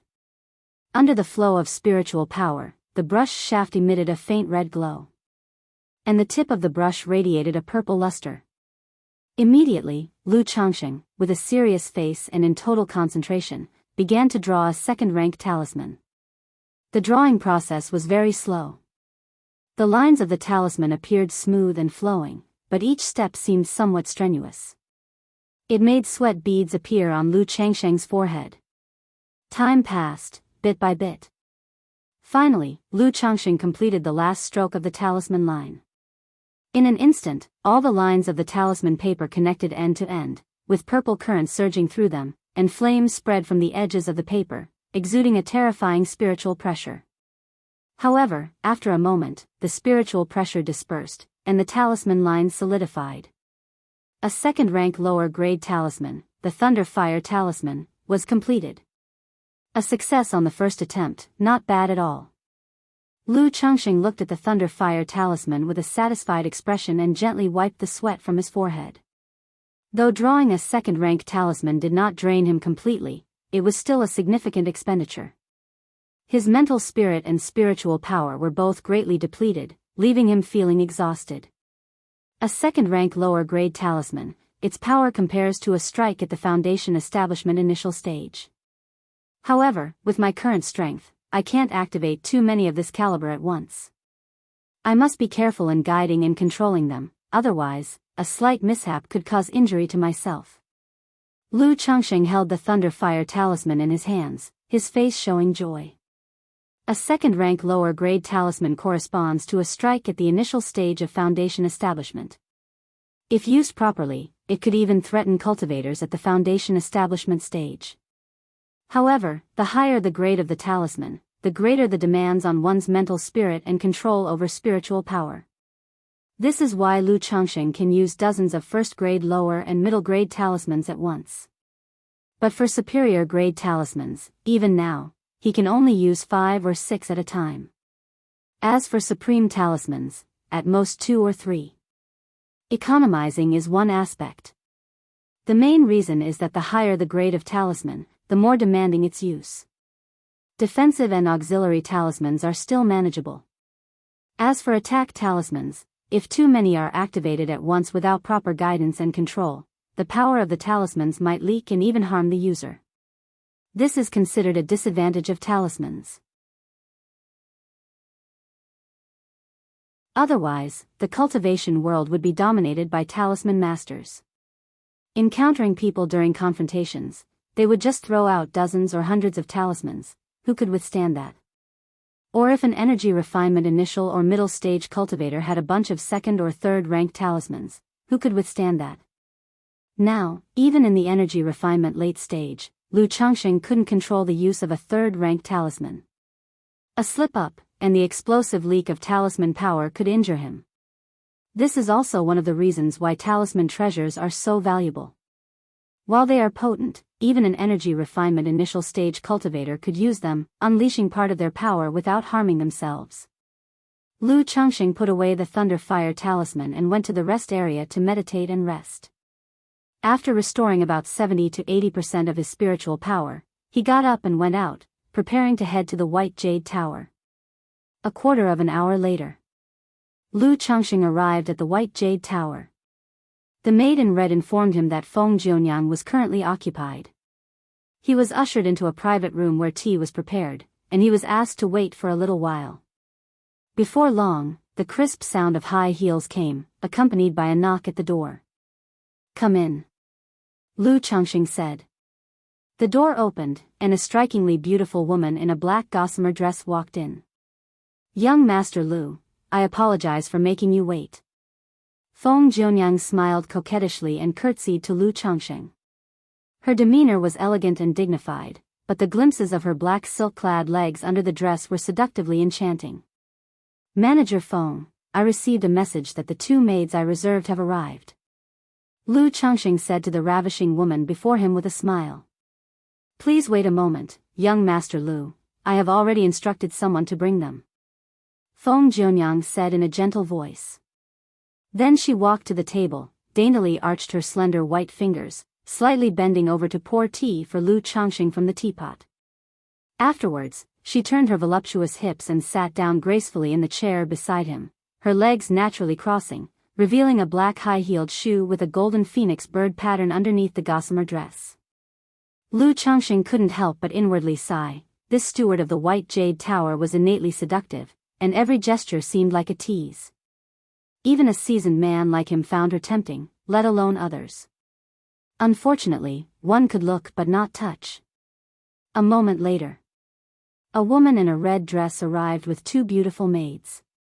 One was in her mid-20s.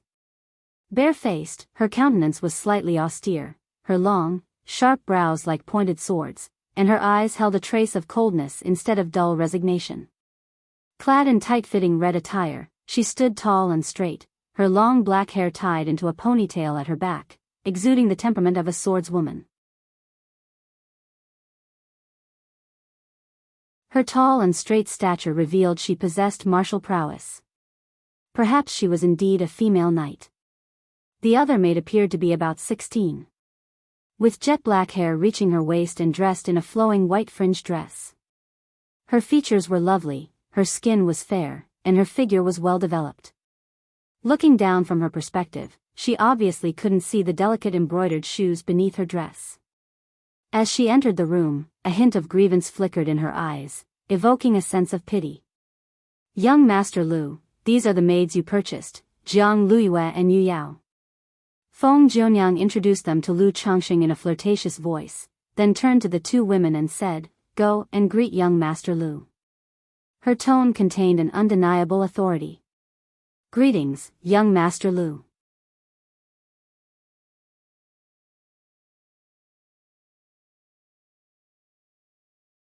Chapter 154. It's time for the child to practice martial arts. The two women immediately performed a curtsy towards Lu Changxing.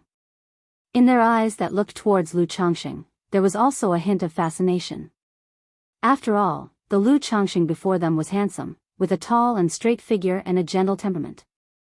Dressed in a green robe decorated with bamboo leaves, he gave off a refreshing feeling as though one were basking in the spring breeze. It even elicited a sense of goodwill. One could tell at a glance that this young man was a kindly person, a graceful and suave young master. "Would you two ladies be willing to become my maids?" Lu Changxing also stood up, with his hands clasped behind his back, and asked with a smile. He noticed the look in the women's eyes. To such a gaze, he was all too familiar. Under his care, it wouldn't take long for the life of these two women to thrive again, feeling vibrant and colorful. "This humble girl is willing, Yaoer is willing." Both women responded immediately.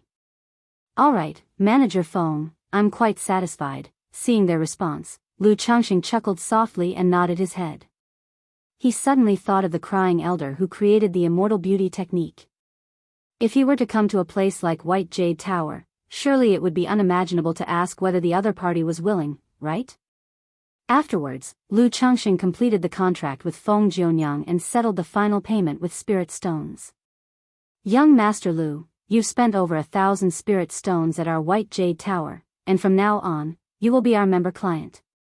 In the future, if you come to purchase maids, the deposit can be waived, and if you're not satisfied, there will be no loss incurred.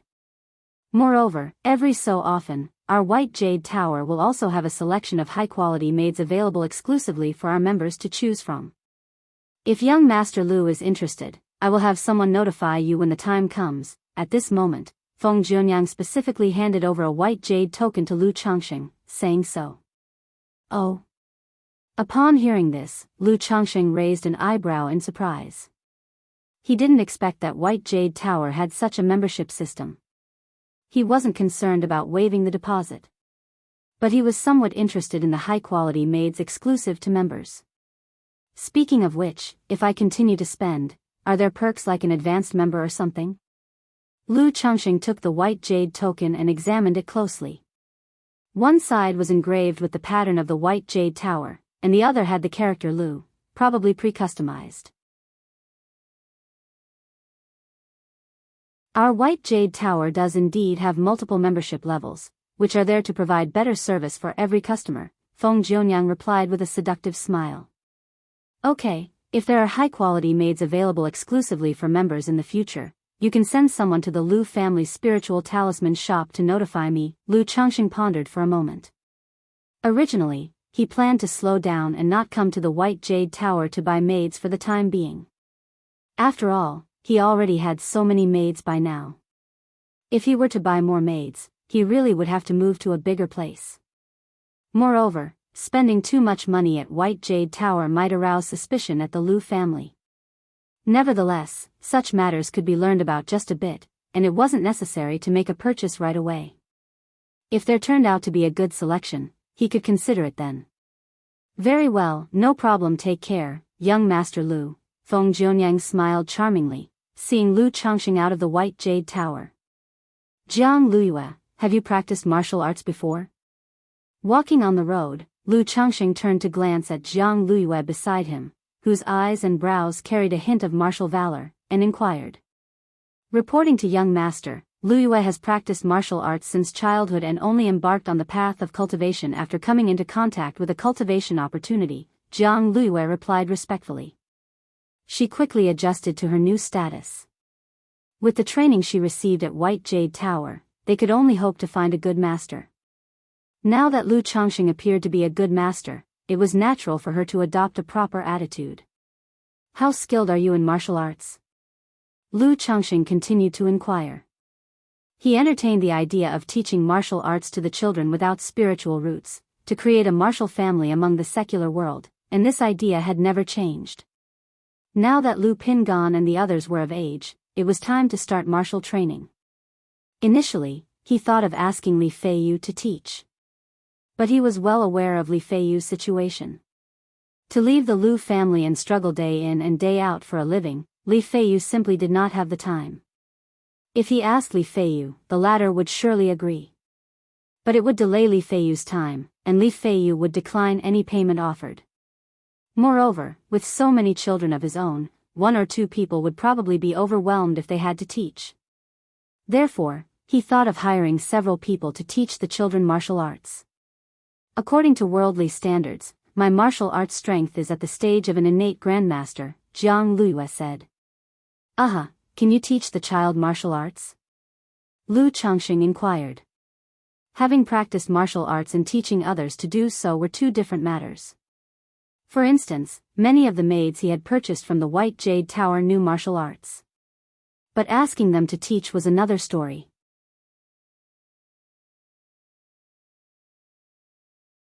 I have never taught before, but I can try, Jiang Luyue replied. All right, Lu Changxing nodded. He thought about bringing Jiang Luyue back to Qingzhou Mountain to see if she would suffice. If she really couldn't do it, he would directly go to the secular world and spend money to hire so-called martial arts masters to teach his child. Money can make the devil turn the millstone. He refused to believe that he couldn't hire a martial arts instructor from the secular world with the amount of money he was willing to spend. After bringing the 2 women home, Lu Changxing instructed Bai He to arrange accommodations for them and explain the situation. By now, the many women in the courtyard had grown accustomed to Lu Changxing buying maids. Moreover, they couldn't really say anything about such matters. They had no right to. 6 days later. Inside the spiritual talisman shop.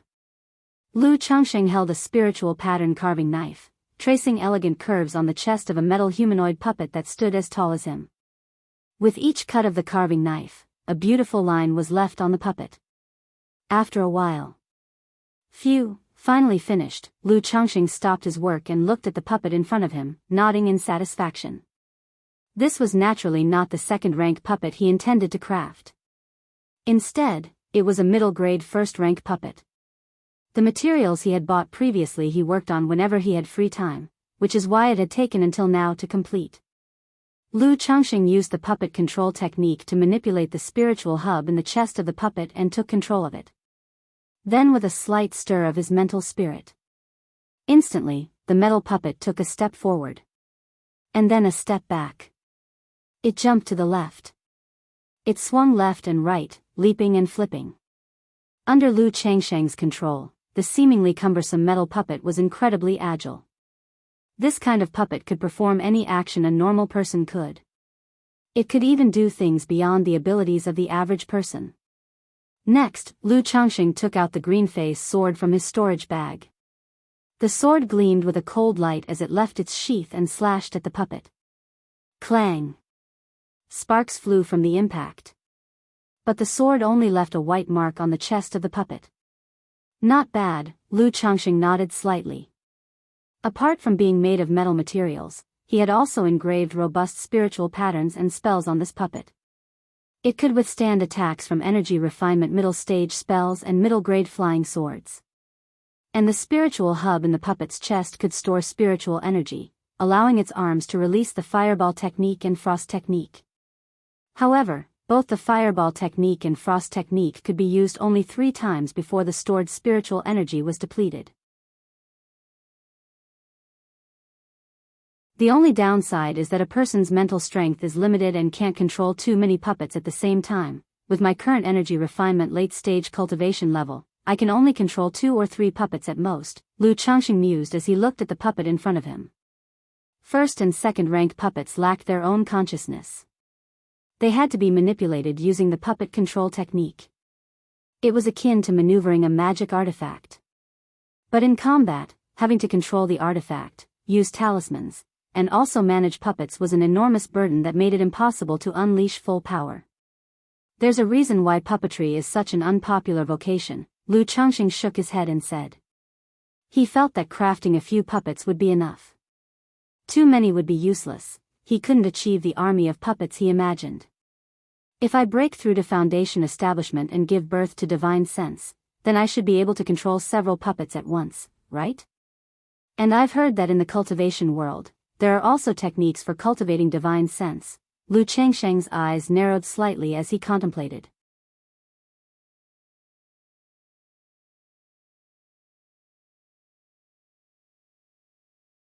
Chapter 155, Baby Birth Lottery. Reset, _1 time flew by, and in the blink of an eye, more than 2 months had passed. Due to the daily tasks of crafting second-rank spirit talismans and creating puppets, Lu Changsheng's days became even busier. But busy as he was, he never forgot what was truly important. In those past months, he had successfully sired children with both Jiang Luiyue and Yu Yao. For maids like these, with spiritual roots, Lu Changsheng would always give them special attention. At the same time, little Qing and the maid Song Lan, under his favor, had also conceived their second child. One day, on the 3rd floor of the spiritual talisman shop. After completing the daily crafting of talismans, Lu Changsheng went to the storage room to polish puppet components with his spiritual power. In a corner nearby, various puppet parts were laid out. Although the materials for a second-rank puppet weren't entirely complete, it didn't stop Lu Changsheng from crafting some components in his spare time.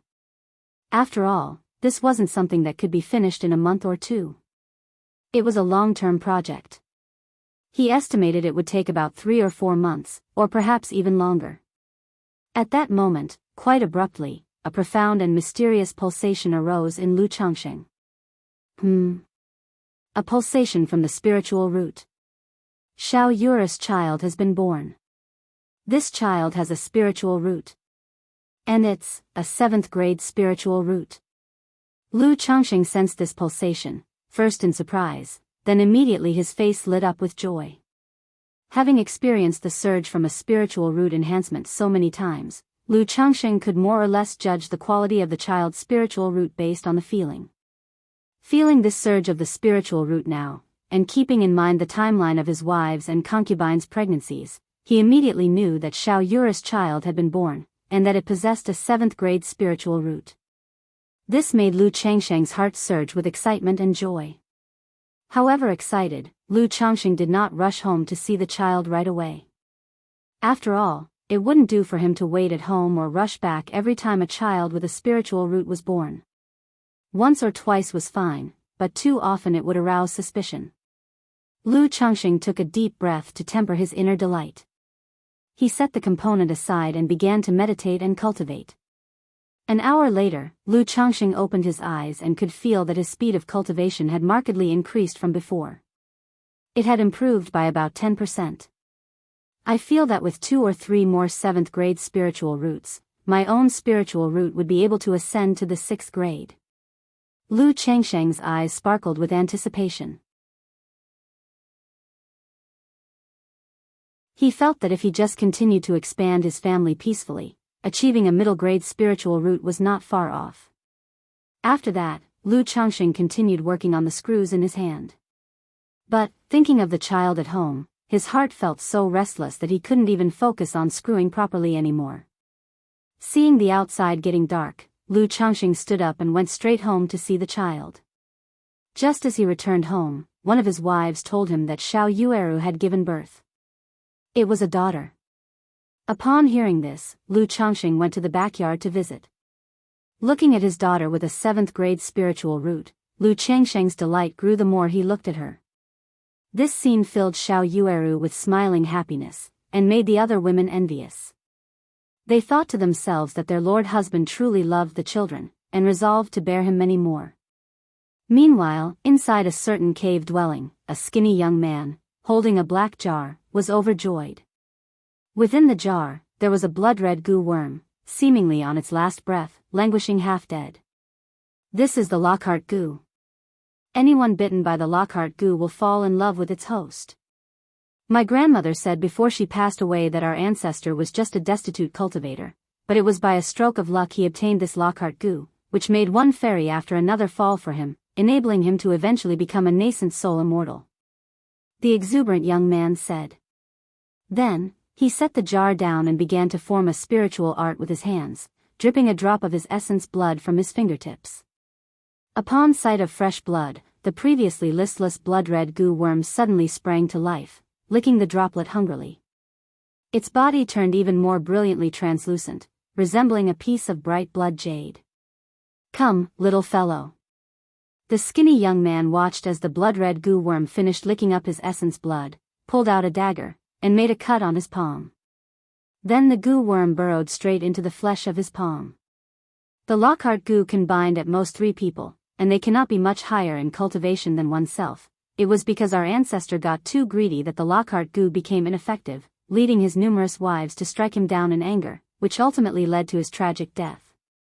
Therefore, I must use it with utmost caution and choose the targets carefully. The skinny young man gazed at the Lockhart goo in his palm, muttering to himself. He visualized a handsome and tall young man in his mind. In the blink of an eye, another 2 months had passed. In that time, Lu Changsheng's life remained steady, with no significant changes. Thinking about his 2 wives who had come with him from Qingzhou Mountain, it was almost time for them to return. They had been nurturing their pregnancies for over half a year, and Lu Changsheng paid them extra attention to ensure both women conceived successfully. Xiao Yuyao also conceived her second child with his favor, bringing the total number of his children to 58. On the 3rd floor of the spiritual talisman shop, Lu Changsheng was assembling a humanoid puppet. The puppet was nearly 2 meters tall, pitch black all over, gleaming with a metallic luster. One arm held a sword, the other a shield, and it bore 5 black javelins on its back. If there are any extra magic artifacts in the future, they could also be directly installed on this puppet, though it won't be able to unleash the full power of the magic artifacts. The effect won't be too far off.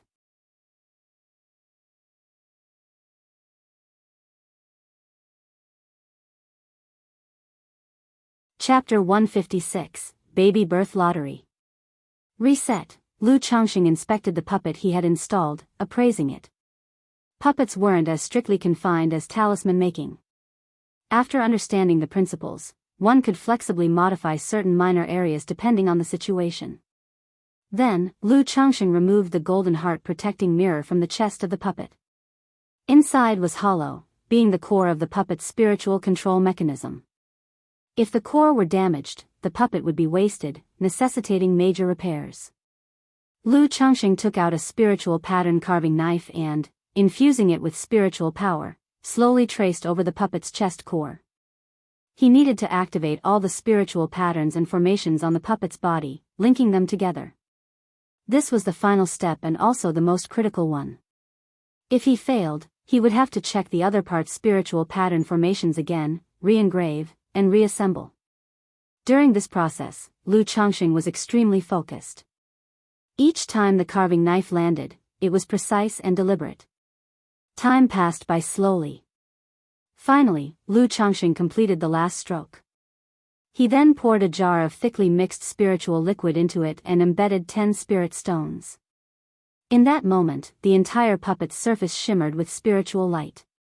Pattern after pattern emerged, ancient and mysterious, emitting a faint spiritual pressure. Phew, it's finally a success. Lu Changsheng looked at the metal puppet before him, revealing a tired smile on his face. To construct this second-rank puppet, it had taken him a total of over 4 months. Now that it was complete, he felt a considerable sense of achievement. Immediately, Lu Changsheng performed the puppet control technique to take charge of the puppet in front of him. Instantly, the puppet's surface glowed with a faint luster like that of ink jade, and a humming sound emanated from within. It was as if a war machine was awakening, spreading a terrifying spiritual pressure. His mental spirit nudged slightly. Whoosh! The puppet, holding the black gold long knife, made a fierce slash forward, the blade like thunder and lightning, seemingly tearing the air apart. It looks alright, but this place is too small to test the real strength of this second-rank puppet. With too much force, the house might just collapse, said Lu Changsheng, smacking his lips and shaking his head. The puppet before him was the second-rank lower-grade humanoid combat puppet he had intended to build. It was a puppet designed for close combat, combining offense and defense. However, despite its emphasis on melee, that doesn't mean it lacked ranged attacks. The 5 javelins on its back could be launched over long distances. Each strike was comparable to a hit from an early-phase Foundation Establishment cultivator. For a Chi Refinement Realm cultivator facing this puppet, if they were too slow to escape, it almost guaranteed a dead end. As for facing a Foundation Establishment Great Cultivator, one could only say, unless they were old and frail, just coming out of a battle, or had exhausted all their skills, a foundation-building Great Cultivator, otherwise, it would be a fool's dream to rely on a single puppet to defeat a foundation-building Great Cultivator. After all, anyone who could achieve the status of a foundation-building Great Cultivator was no simple individual. None were devoid of remarkable abilities. However, to allow this puppet to unleash its full strength and sustain combat, it requires embedding middle-grade spirit stones, or even superior-grade spirit stones. 10 lower-grade spirit stones simply can't sustain its continuous outbursts, Lu Changxing mused as he assessed the puppet before him, stroking his chin. This puppet, although it had a spirit-gathering formation for storing spiritual energy, had a limited capacity and couldn't sustain long periods of combat. To operate for extended durations and engage in lengthy battles, it absolutely depended on spirit stones for sustenance. Let's leave it like this for now. When I have spirit stones, I'll exchange for 10 middle-grade spirit stones, Lu Changxing silently decided, not feeling too distressed about it. It was not like he was going to skimp on 10 middle-grade spirit stones when he had already constructed a second-rank puppet, even though embedding 10 middle-grade spirit stones did indeed feel somewhat excessive. Converted to lower-grade spirit stones, that would be a full 1,000. But he wouldn't use this second-rank puppet often, so it wouldn't consume spirit stones.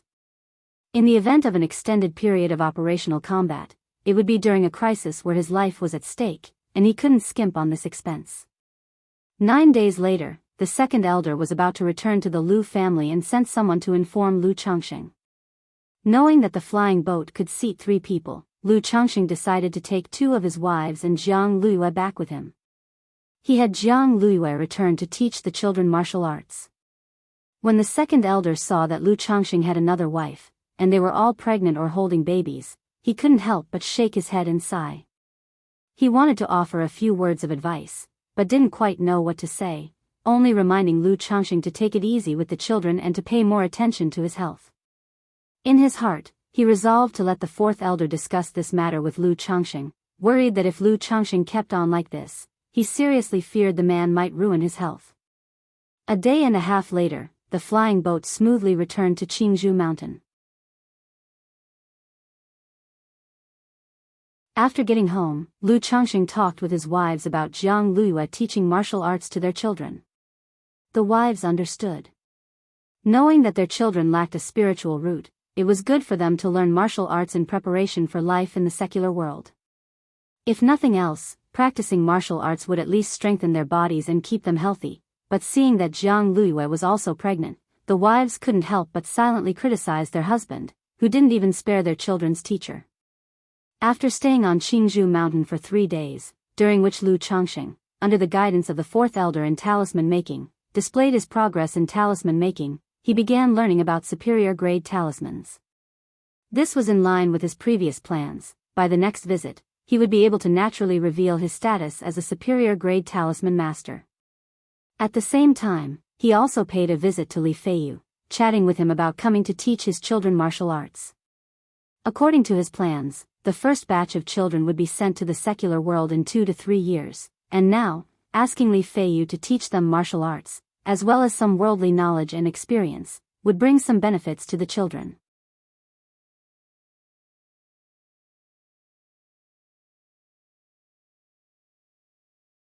Chapter 157, Baby Birth Lottery. Reset. Facing Lu Changxing's request, Li Feiyu readily agreed.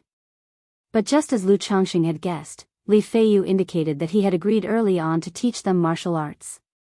Moreover, when teaching his own nephew and niece, how could he accept money? Finally, under Lu Changxing's persistent persuasion, he accepted a fee of 5 spirit stones per month.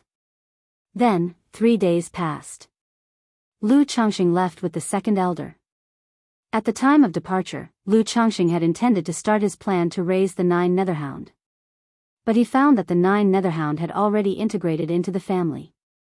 All the children in the family liked the 9 Netherhound very much. If he were to take the 9 Netherhound away, the children would probably cry for several days. After some thought, Lu Changxing decided to continue raising the 9 Netherhound at home. After all, being able to help with the children was already a significant role. It was somewhat unfair for a demon beast with a heavenly grade bloodline to merely accompany the children. And on this trip back to the 9 Dragons Market, Lu Changxing also took Lu Zier and Lu Qing'er, the sisters, with him. Taking the 2 girls out for fun, to relax a bit.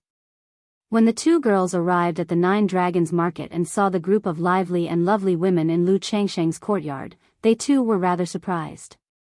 Although they did not mind Lu Changxing taking wives and concubines, they even found such behavior normal. But while other people occasionally doted on their wives and concubines, favoring maids, many wives might only be favored a few times a year. Yet Lu Changxing was generous with his affection. Each would occasionally be favored enough to conceive children. If it were not for Lu Changxing's strong and healthy appearance at night, they would actually be worried about their husband's health. A month later. Within the spiritual talisman shop, Lu Changxing was meditating and cultivating. With the automatic cultivation of the Immortal Beauty technique and the improvement from the peach blossom goo, his appearance became more and more handsome. The whole person sat with closed eyes, looking tranquil and out of the dust, emanating an aura of spring breeze and calm detachment. After a long while. At this rate, I think it will still take 6 or 7 years to reach the pinnacle of the 7th level energy refinement. It's really too slow, and I have no idea when I can draw a cultivation technique to replace this returning origin technique. Lu Changxing opened his eyes to inspect his chi ocean core internally, looking at that lake of spiritual energy within, and couldn't help but sigh.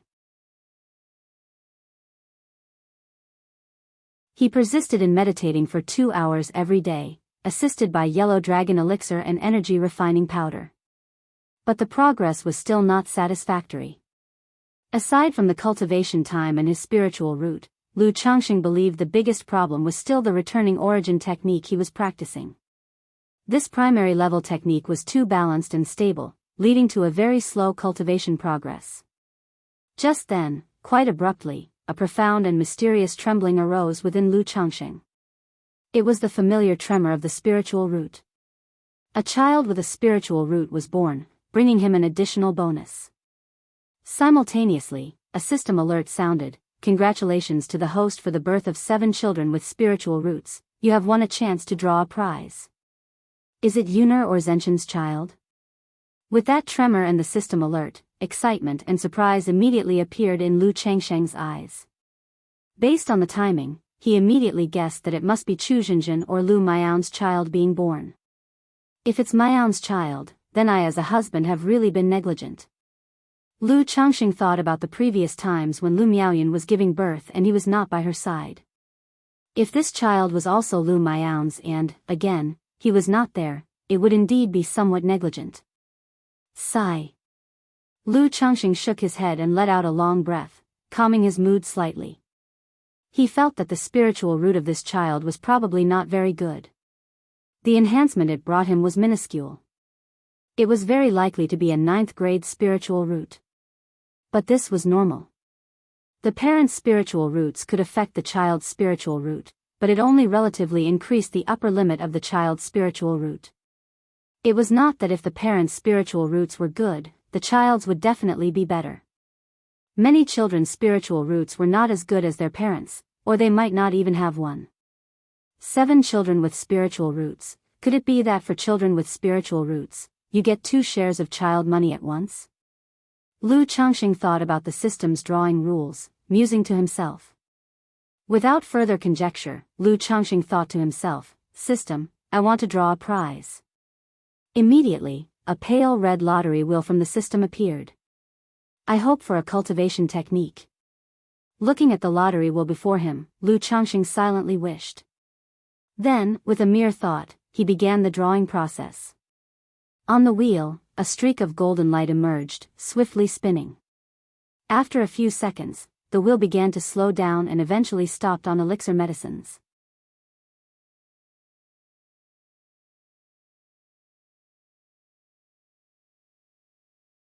Chapter 158. Ah, these days are indeed full of hope. Reset_1, ding. Congratulations to the host for obtaining a third-stage life-extending pill. The reward has been distributed to the system space, and the host can check it at any time. An image of a pill emerged from the big wheel, accompanied by a system notification sound. Life-extending pill? Lu Chongqing furrowed his eyebrows upon seeing the reward. He was, of course, aware of what life-extending pills were. They were a type of elixir medicine that was extremely rare in the cultivation world. As the name suggested, they could extend one's lifespan after consumption. A first-grade life-extending pill could extend life by 5 to 10 years. A second-rank life-extending pill could extend life by 10 to 20 years. A third-stage life-extending pill could extend life by 30 to 50 years. The reason for such a large variance in life extension was partly due to the quality of the elixir medicine. Another factor was based on the physical condition of the user. For an elderly person who had already exhausted their potential, even if they took a life-extending pill, the effect would be significantly less. After all, a life-extending pill just extends life. It's not a resuscitation or life-renewing elixir medicine. I'm still young with a long life ahead of me. Getting such a pill really feels like a bit of a white elephant. But no matter, who would complain about too much life? If I have a long life, it also reminds me to take things steadily. I don't have much, but I have time, and plenty of days ahead. Although life-extending pills were rare and precious, Lu Chongqing didn't feel too excited about this reward. After all, compared to the other items he had drawn, the life-extending pill seemed somewhat insignificant. Then, Lu Chongqing looked at the third-stage life-extending pill in the system space. Elixir medicine, life-extending pill, quality, third stage, description. After consumption, one's lifespan can be increased by 30 to 50 years. Only the first pill of the same rank is effective. As expected, it's the same as I know it to be. Even if it's a system product, there can't be too much of a difference. That said, if I were to sell this life-extending pill, couldn't it fetch tens of thousands of spirit stones at least? Lu Chongqing thought to himself as he looked at the pill. But that was just a thought. Life-extending pills were extremely rare, and essentially priceless. They could usually only be seen in auctions. And even there, what were often available were first and second-rank life-extending pills. Lu Chongqing had never heard of a third-stage life-extending pill being sold anywhere. So, even if he wanted to sell it, it would be difficult and not without fear of attracting trouble. Retrieve. Lu Chongqing extracted the pill from the system space. Instantly, a brownish-green pill that was lustrous, full, and exuded a rich scent of life appeared in front of Lu Chongqing. There were also faint silver patterns on the pill. So this is a life-extending pill. Lu Chongqing examined the pill in his hand. It was his first time seeing one. It didn't look particularly special. But the presence of the pill patterns on it let him know that this was a top-quality life-extending pill. Because only elixir medicines of excellent quality would have pill patterns. The more pill patterns there were, the better the quality of the elixir medicine and the less elixir toxicity it contained. This life-extending pill had 3 pill patterns, signifying it was among the top tier of medicines. It could only be said that system space products were certainly of fine quality. Guaranteed in quality, they instilled confidence in those who consumed them. Without looking further, Lu Chongqing swallowed the life-extending pill. The taste of the pill wasn't particularly pleasant. As he swallowed it, it transformed into an immensely pure and abundant vitality that spread within Lu Chongqing. It filled him with so much energy and vitality that he felt an inexhaustible strength. At the same time, it brought an indescribably soothing comfort throughout his body, making him let out an involuntary sigh of relief. This medicinal power diffused within Lu Chongqing, washing over his flesh, meridians, bones, dantian, rejuvenating every part of him, causing his body to shine with spiritual light. As if it was brimming with new life. For a long while, the effects of the life-extending pill dissipated. Phew. Lu Changxing opened his eyes and let out a long, eased breath. He just felt full of energy, invigorated to his core, refreshed and like he had been reborn. Does this life-extending pill also revitalize and strengthen the body besides extending life? Lu Changxing was somewhat surprised by the effects of the pill.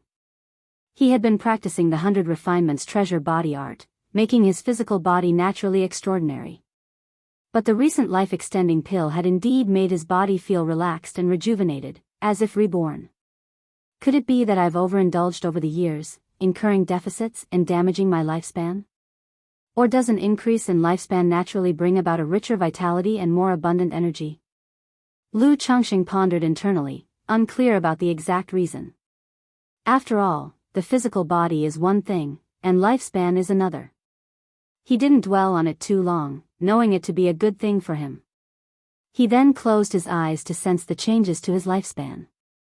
My lifespan, has it increased by 50 years? Lu Changxing muttered to himself. He had no way to be sure of the exact number of years his lifespan had increased. But he had a vague sense that his lifespan had been extended by 50 years. This intuition was quite mysterious, he couldn't really explain it himself. Cultivators at the Qi refinement realm, as long as they don't engage in conflict and maintain their health well, can generally live past 100 years. If one breaks through to the energy refinement late stage, they can live for a couple of jiazi, that's around 120 years. As for someone like me, who never fights with others and knows how to maintain health, living to 120 should be a breeze. Now, with this life-extending pill adding 50 years to my life, it means I could live up to 170 years, almost the lifespan of a foundation establishment cultivator. If in the future, I get another first-grade and second-rank life-extending pill, wouldn't I be able to live up to 200 years, on par with a foundation establishment great cultivator? No, by then I will have achieved foundation establishment myself and with the help of life-extending pills, could live for 300 years.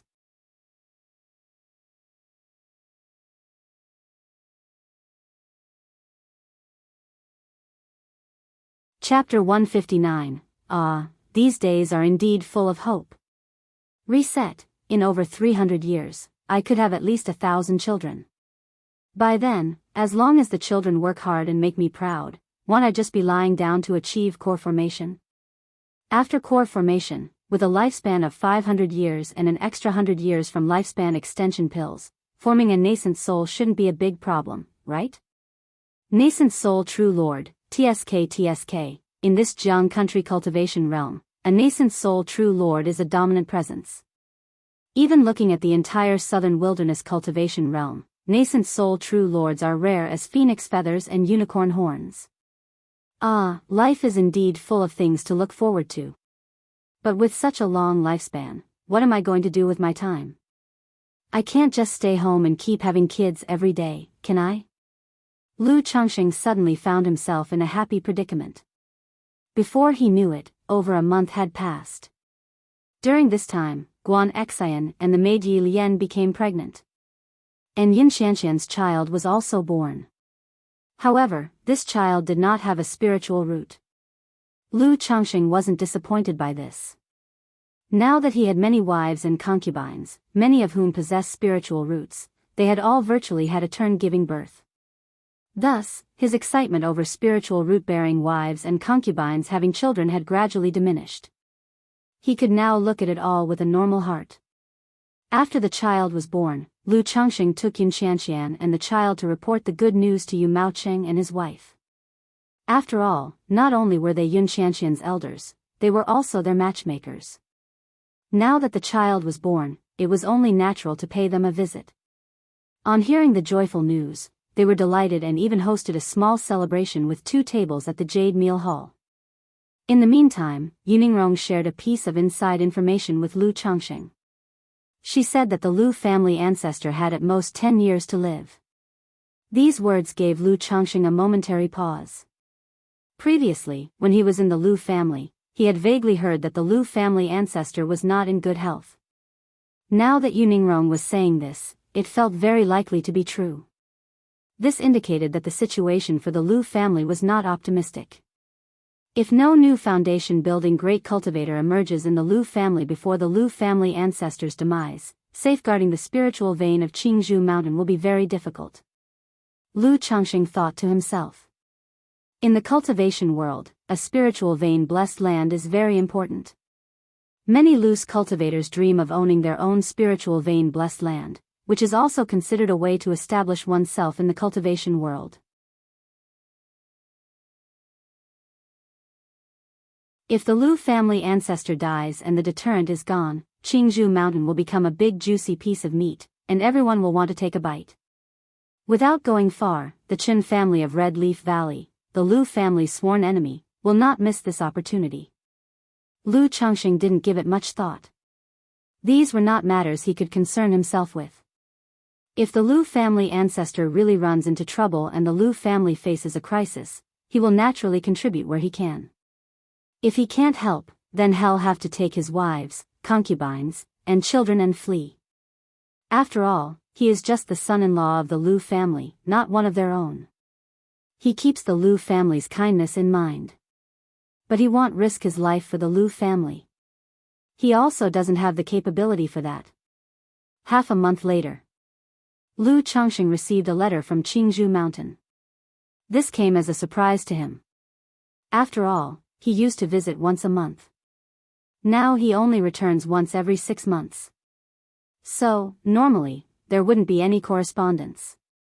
Moreover, the letter was delivered using urgent avian messenger service. Lu Changxing opened the letter. It was from Lu Miaoyun. In the letter, Lu Miaoyun said that something happened at home and he needed to come back to handle it. The incident began when Lu Pingan and a few little ones were playing outside with a 9 netherhound. A member of the Lu family named Lu Miaoyang, seeing the 9 netherhound, was filled with greed. Seeing that Lu Pingan and the others were young, he thought about tricking them into giving up the 9 netherhound. Lu Pingan and the others, although young, were not foolish and quickly saw through the ruse. This caused the other party to become furiously embarrassed and attempt to lay hands on Lu Pingan. In such a situation, how could the 9 netherhound just watch its little master get hurt? It fiercely intervened and severely injured the Lu family member. Immediately, the incident blew up. In a cultivation family like the Lu family, the first rule is a strict ban on fighting. Family disciples, under no circumstances, may engage in private feuds or conflicts, or raise their hands against others. If there are any unsolvable resentments or differences, they can be reported directly to the family. Then the family head or the elders can manage and resolve them. Although the trouble was initially caused by the other party. But now that he had been severely injured by a 9 netherhound, according to the Lu family clan rules, Lu Changxing was also responsible. Especially since this Lu family disciple named Lu Miaoyang had a rather special situation. He was a direct descendant of the Lu family. Both his parents were core members of the Lu family. However, 10 years ago, Lu Miaoyang's parents perished together in a great battle between the Lu family and the Qin family. Now, only he remained in his household. The Lu family had always felt indebted to him and provided compensation.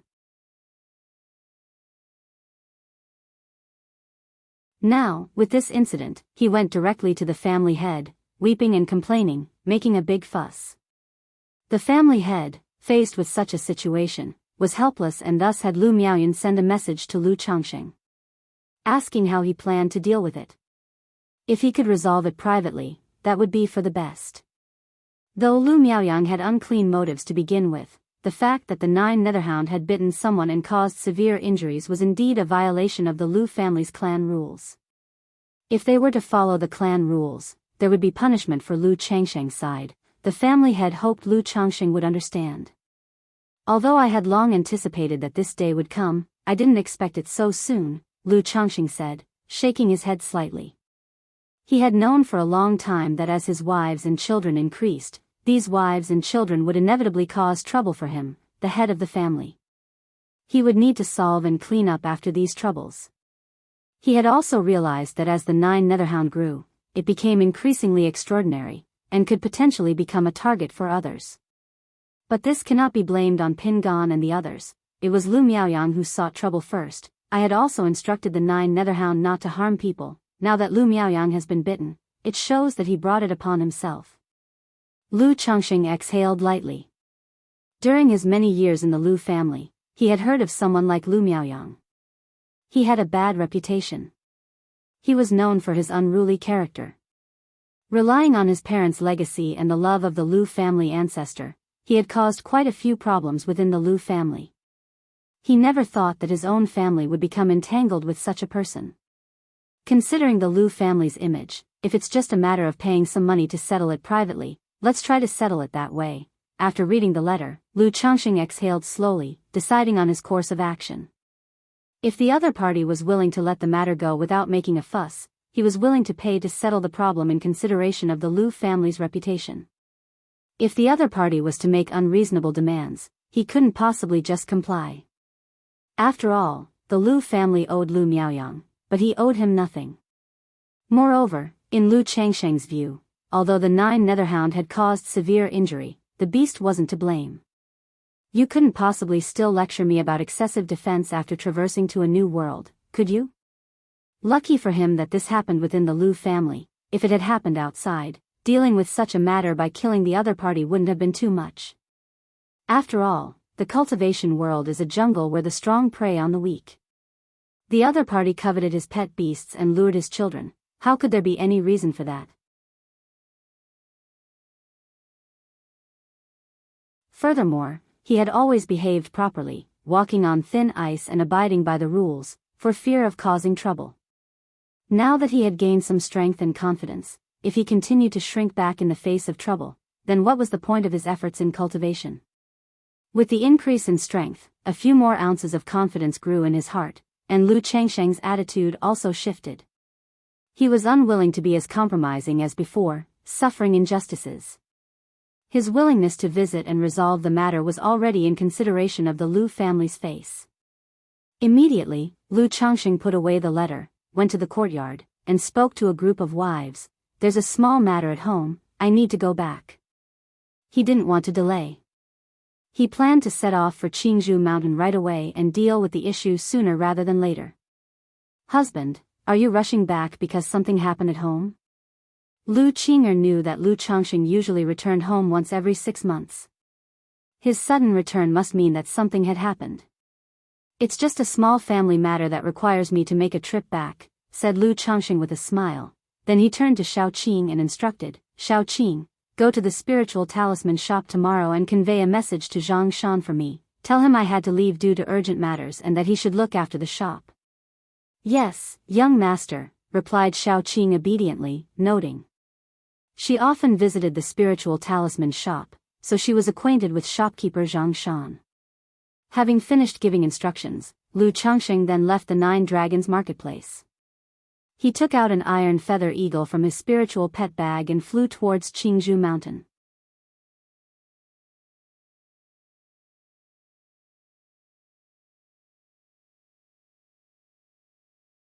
Chapter 160, Dog-like Thing.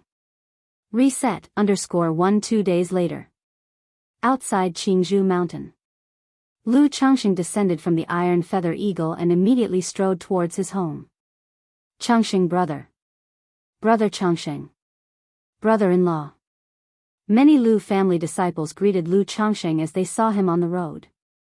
In the face of such greetings, even if he did not know them, Lu Changxing wore a smile and exchanged pleasantries graciously. Lu Changxing must have returned this time because of Lu Miaoyang's incident. Surely, a few days ago, Miaoyang brother was bitten by Changxing brother's pet beast, and it caused quite a commotion. Naturally, they would require Changxing brother to come back and deal with it. Who knows how this matter will end up? I, for one, hope that Lu Changxing can teach Lu Miaoyang a lesson. So do I. My father bought a shop from him 3 years ago, and after all this time, he came back, reneged, and made a fuss. In the end, my father even had to give him spirit stones to settle it down. Alas, there's no helping it. After all, both of Miaoyang brother's parents died in battle for the family, and the family owes him. Changxing brother-in-law is a talisman master and is also the son-in-law of the 4th elder. If he really comes to blows with Lu Miaoyang, he has nothing to fear. It's not so simple. What if Lu Miaoyang throws a tantrum and refuses to be reasonable? What can Lu Changxing do? Lu Changxing is too nice by nature, always polite and accommodating, and he wouldn't want to offend anyone. In the end, he'll probably just want to keep the peace. You might be right about that. A group of Lu family disciples began discussing amongst themselves after they saw Lu Changxing leave. They were curious about how the situation between Lu Changxing and Lu Miaoyang would be resolved. Lu Changxing was not aware of, nor did he care about these discussions, and he continued on his way home briskly.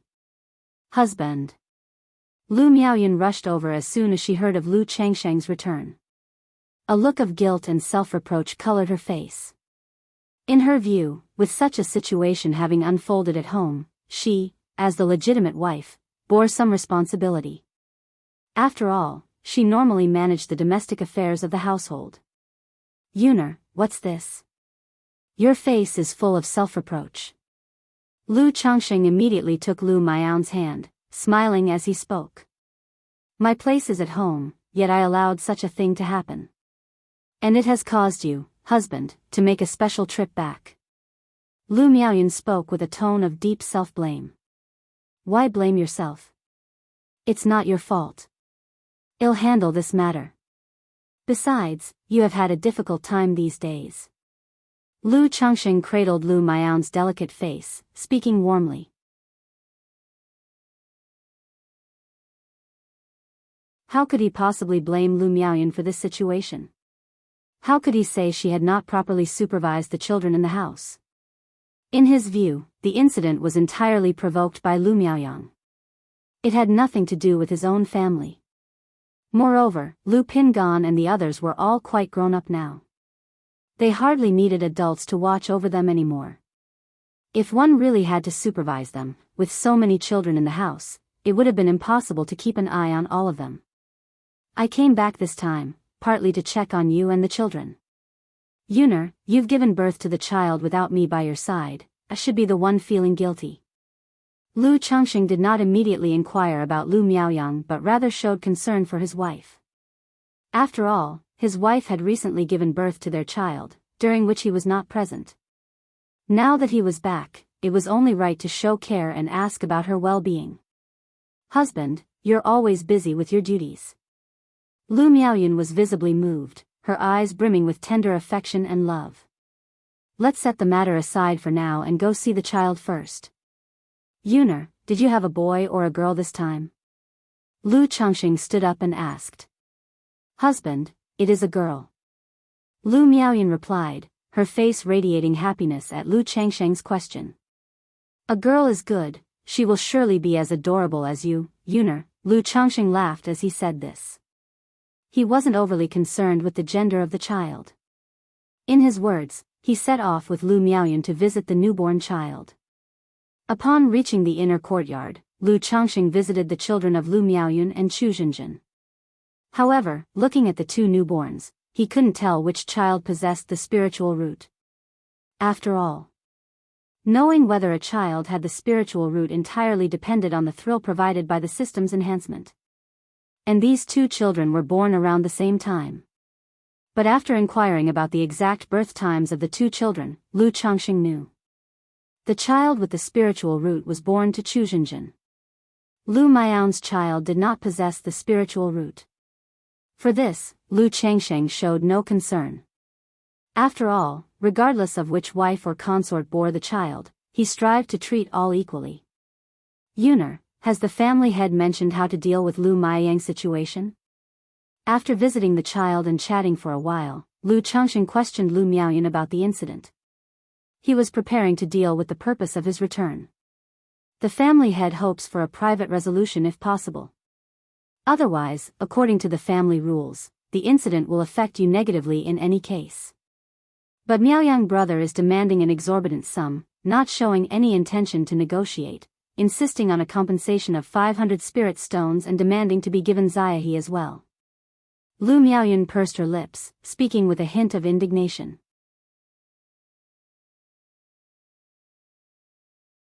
Ziahe was the name Lu Changxing casually gave to the 9 netherhound at home. After all, a humbly named beast is easier to raise. 500 spirit stones, and he even dares to demand Ziahe as compensation. He really has some nerve. Lu Changxing chuckled sarcastically. It wasn't just about being bitten. The life of a qi refinement cultivator isn't worth 500 spirit stones. Out in the world, hiring a desperado wouldn't cost 100 spirit stones to take his life. And the audacity to demand the 9 Netherhound is simply delusional. If that's his attitude, Lu Changxing had no desire to negotiate. Grandmother also thinks that Miaoyang brother is overdoing it. So she wanted me to tell you, husband, that it would be best if Miaoyang brother is willing to settle things amicably.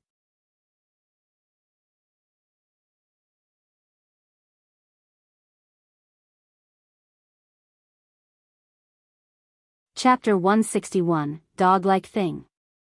Reset. If you don't want to deal with it, my husband, you don't have to bother yourself. Just let the family head handle it according to the clan rules, Lu Miaoyan spoke, saying so. Though Lu Miaoyang was her cousin, they were not from the same branch of the family and weren't particularly close on a regular basis. Moreover, Lu Miaoyang's behavior was generally unpopular, and Lu Miaoyan didn't have a favorable impression of him. Lu Changxing felt a warmth in his heart when he heard this. He also knew that in recent days, Lu Miaoyan and the fourth elder had been worrying about this matter. If it comes to dealing with it according to the clan rules, what would generally happen? He asked aloud. Such incidents are rare within our family. Even if there are disputes, they're usually limited to verbal arguments. It's rare for someone to take action and cause serious injury. So this situation is quite serious. Not only will there be a fine of spirit stones, but the offender will also be sent to perform hard labor. However, grandmother said that since my husband is a talisman master, the family will certainly not send you to perform hard labor. Even if it's settled by the clan rules, it will just be a matter of paying extra spirit stones and a slight reprimand, Lu Miaoyan considered for a moment before speaking thus. In the past few days at home, she naturally hadn't sat by idly. She had even approached Lu Miaoyang, offering to compensate with spirit stones, hoping the other party would agree to a reconciliation. But he was relentless and demanded the 9 Netherhound as compensation. Lu Miaoyan, of course, wouldn't agree to such an unreasonable demand. It wasn't just because the 9 Netherhound was a pet raised by Lu Changxing. The extraordinary qualities of the 9 Netherhound alone wouldn't allow for such a course of action. All right, I understand. Then I'll go talk to Lu Miaoyang again to see if he is willing to make amends. Upon hearing this, Lu Changxing more or less understood the situation. Reconciliation would of course be best, otherwise the matter would have to be settled according to the clan rules. Even if it came to a clan ruling, his side would likely suffer a slight loss. Since both Lu Yuanding and the fourth elder had expressed their hope for him to try for a reconciliation, he would have to go through the motions, if only as a formality. My husband, I'll accompany you there, Lu Miaoyan immediately said. No need, I can go by myself, Lu Changxing waved his hand and said, can you tell me where Lu Miaoyang lives? Lu Miaoyan did not insist and described the location of Lu Miaoyang's residence to Lu Changxing.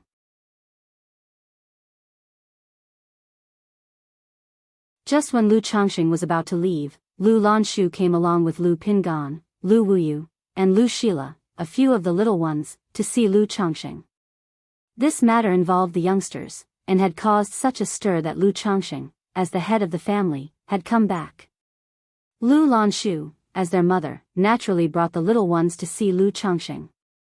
At the moment, the little ones were looking at Lu Changxing with some evasion in their eyes, slightly bowing their heads, obviously aware that they had caused trouble. What's with you all? The matter is not your fault. Why are you looking like this? Seeing this, Lu Changxing chuckled. He crouched down and gently ruffled the children's hair, speaking softly. As far as he was concerned, the matter was certainly not the children's fault. How could he scold them? And seeing how the children looked, he guessed that Lu Lanshu had also chided them. Dad, you're not blaming us? Upon hearing this, Lu Pingan looked up at Lu Changxing and mumbled. The other little ones also looked at Lu Changxing. Why should I blame you? Lu Changxing laughed. We caused trouble for you, Dad, Lu Pingan said. Was this trouble something you brought upon yourselves? Lu Changxing asked. Not at all, it was that mean person who wanted to snatch Xiaohe, and he called names, Lu Shila immediately complained indignantly. That's clear, then. If he wanted to snatch Xiaohe and also resorted to insults, then the fault lies with him. Dad has always taught you to avoid trouble and keep out of it, but that doesn't mean we should be afraid of it. If trouble comes our way, leave it to Dad to handle, Lu Changxing said in a gentle tone. He also realized that in some respects, he hadn't taught them well. Thinking that the children should grow up safely and securely in the mortal world, he had instilled in them the idea of staying out of trouble whenever possible. Besides, the children were mostly raised by their mothers. Lu Miaoyun was not too bad, but Lu Lanshu and the other wives were worldly women of the Lu family. Coming to Qingzhou Mountain, they ultimately felt some restraint. Even though his status as a husband had improved, they still felt somewhat inferior in Qingzhou Valley. So they had always told the children not to cause trouble or stir up issues, which would inevitably affect them. If the Lu family ancestor were to live another 10 years, I'm guessing the Lu family would face turmoil in about 5 or 6 years. If I were to flee, I would have to ensure my wives and children are well settled. Pingan and the others are almost of age. They can be sent to the mortal world in a year or two, where education must be properly arranged. Otherwise, if things continue this way, there could be problems with the children's education, Lu Changxing pondered inwardly. He had always been conscious of issues regarding the children's education. While he didn't exactly resonate with the saying born in the deep palace and raised by women's hands, he was very clear in his heart. Given the rate at which he was fathering children, with so many in tow, leaving them in their mother's care was likely to breed problems. He had to have a complete training and education system for the children. But now, being in Nine Dragons Market with a pile of daily affairs, plus having so many children, he truly was too busy to manage their education. Moreover, Lu Changxing did not believe that his own teaching was necessarily correct or that he could do it well. His actions and thoughts were heavily influenced by his previous life, and having lived in this world for many years, he was gradually merging with its dog-eat-dog moral rules.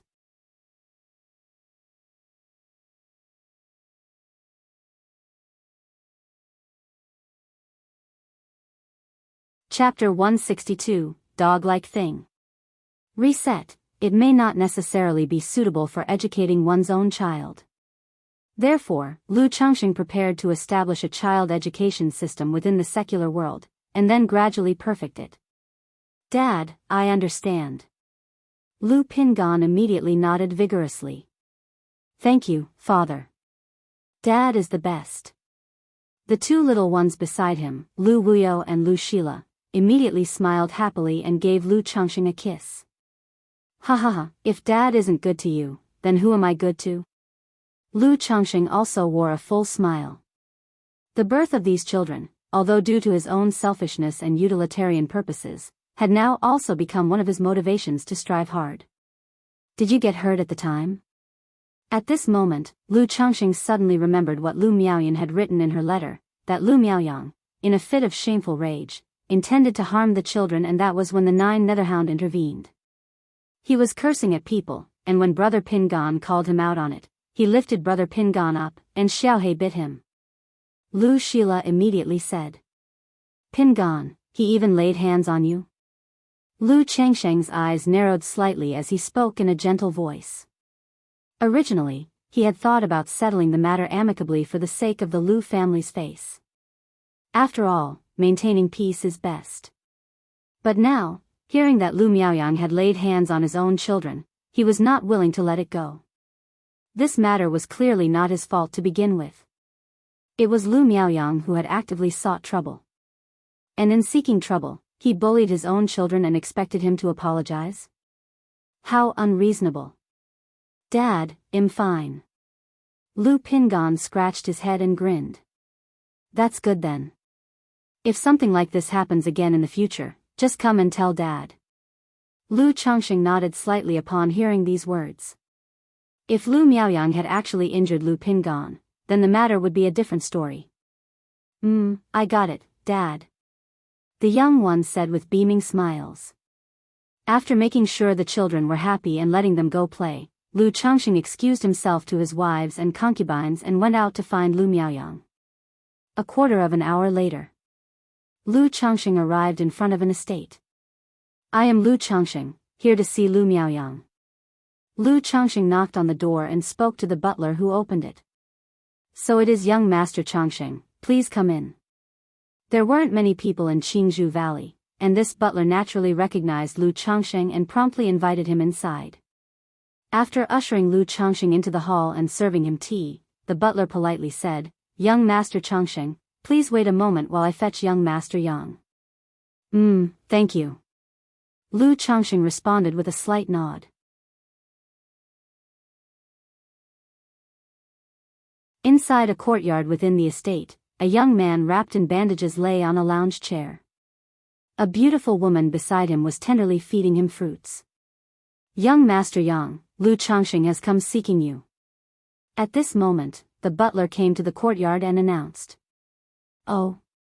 Upon hearing this, Lu Miaoyang, who lay on the chair, indifferently replied, "Fine, bring him over." "Young Master Yang, is this really appropriate?" the butler questioned. Having a guest come straight to a small courtyard clearly went against the principle of proper hospitality.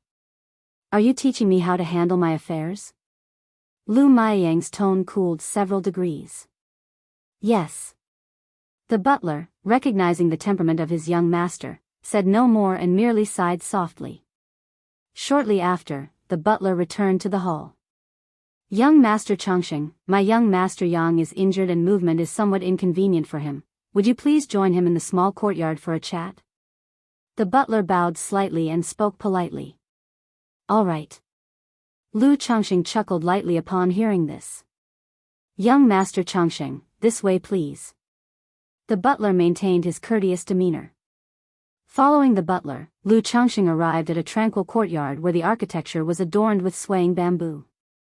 As he walked into the courtyard, he immediately saw a young man being served spirit fruits while reclining in his chair.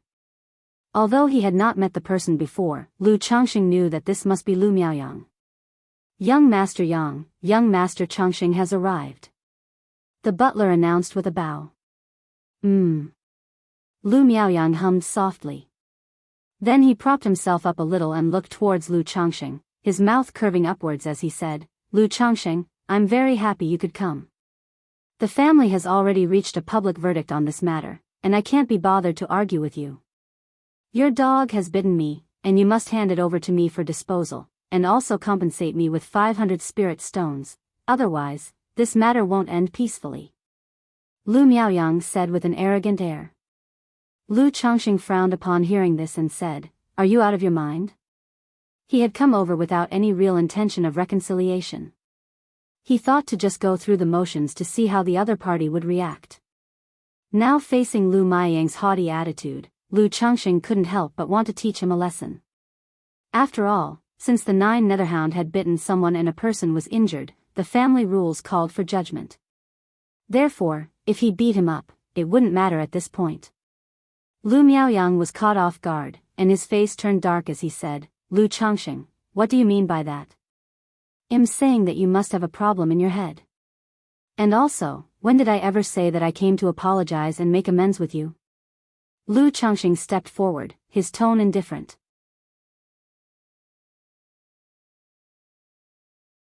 At these words, Lu Miaoyang's eyes bulged, and his face turned a mix of blue and red. He hadn't expected Lu Changxing to dare talk to him in such a manner.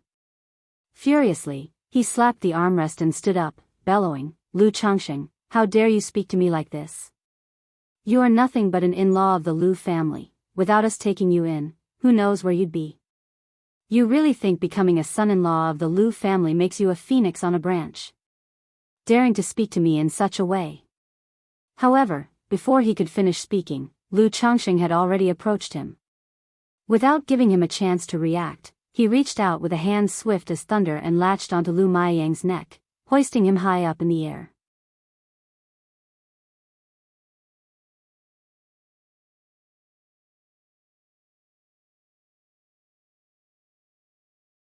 Chapter 163, Dog-like Thing. Reset, _4 Then, with a swift raise of his right hand, He fiercely slapped Lu Miaoyang across the face with a loud smack. To talk to you like this? And just who do you think you are? Like a dog, not only do I dare to speak to you this way, but I dare to hit you. To bully my son and act so arrogantly, expecting me to apologize to you, do you really think I, Lu Changsheng, am someone people can push around? With every word, Lu Changsheng's palms relentlessly struck out. His cultivation of the 100 refinements treasure body art was not in vain. With each slap, resounding with sharp smacks, Lu Miaoyang saw stars, and he groaned in pain. His cheeks visibly turned swiftly from purple to black to red and swollen, with blood trickling from the corner of his mouth. This, the nearby steward and the beautiful woman were stunned, unable to process the scene before them. They had not expected that upon Lu Changsheng's arrival, he would start hitting their young master without a word, taking him in hand with slaps. Young Master Changsheng, please, no more, spare him. The steward immediately came back to his senses and shouted in horror. He hurried over to Lu Changsheng's side, trying to stop him. Humph. With a cold snort, Lu Changsheng ceased his assault and flung Lu Miaoyang to the side with a fierce throw. Thump. Lu Miaoyang hit the ground hard, letting out a muffled groan, his face swollen and bruised black and red, spitting out teeth and blood. To bully a child at your age, to lay hands on a 6 or 7-year-old child, how utterly shameless. Since no one has disciplined you before, then let me teach you a lesson. With an indifferent expression, Lu Changsheng gazed down from above at Lu Miaoyang sprawled on the ground, rebuking him coldly. Lu Miaoyang was completely stunned by Lu Changsheng's slaps. He never could have anticipated that Lu Changsheng would disrespect him like this and actually strike him. If it weren't for the burning pain on his face and body, he would have thought himself to be dreaming. At this moment, a mix of unspeakable humiliation, frustration, and rage surged up, leaving his body trembling. His eyes became bloodshot, and with a shaky voice, he roared, Lu Changsheng, you. I'm going to kill you.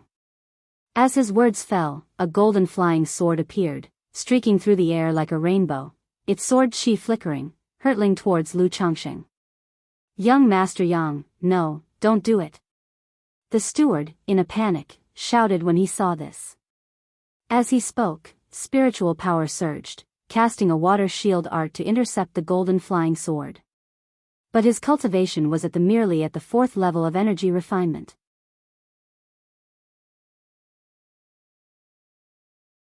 The hastily cast water shield art stood no chance against the sharpness of the flying sword, and it shattered in the blink of an eye. Clang! At the same moment, in a split second, Lu Changsheng slapped his storage bag, and his green-faced sword, gleaming like a flash of light, unsheathed to clash with the golden flying sword, sparks flying everywhere, ringing with a metallic clang. Kill me? My flying sword is not less sharp either. Lu Changsheng, maneuvering his flying sword, did not want to reveal his true cultivation level. He took out a stack of talismans from his hand and said with a cold stare at Lu Miaoyang. Please, young Master Changsheng, calm your anger. Seeing this, the steward shouted anxiously, fearing Lu Changsheng might start another round of violence. Lu Miaoyang was already injured. With so many talismans in Lu Changsheng's hands, if the two truly fought, Lu Miaoyang would stand no chance. And considering Lu Changsheng's immediate slapping of Lu Miaoyang upon arrival, it was clear he was not as good-tempered or gentle as the rumors suggested. Today's visit was not about reconciliation but rather to seek a vendetta. If a fight did break out, without restraint, it could indeed end in death. No matter what, if the two started fighting and the situation escalated, the consequences would be dire. The steward could not bear such responsibility. Seeing the stack of talismans in Lu Changsheng's hand, a look of fear and envy appeared in Lu Miaoyang's eyes. A thought of retreating grew within him.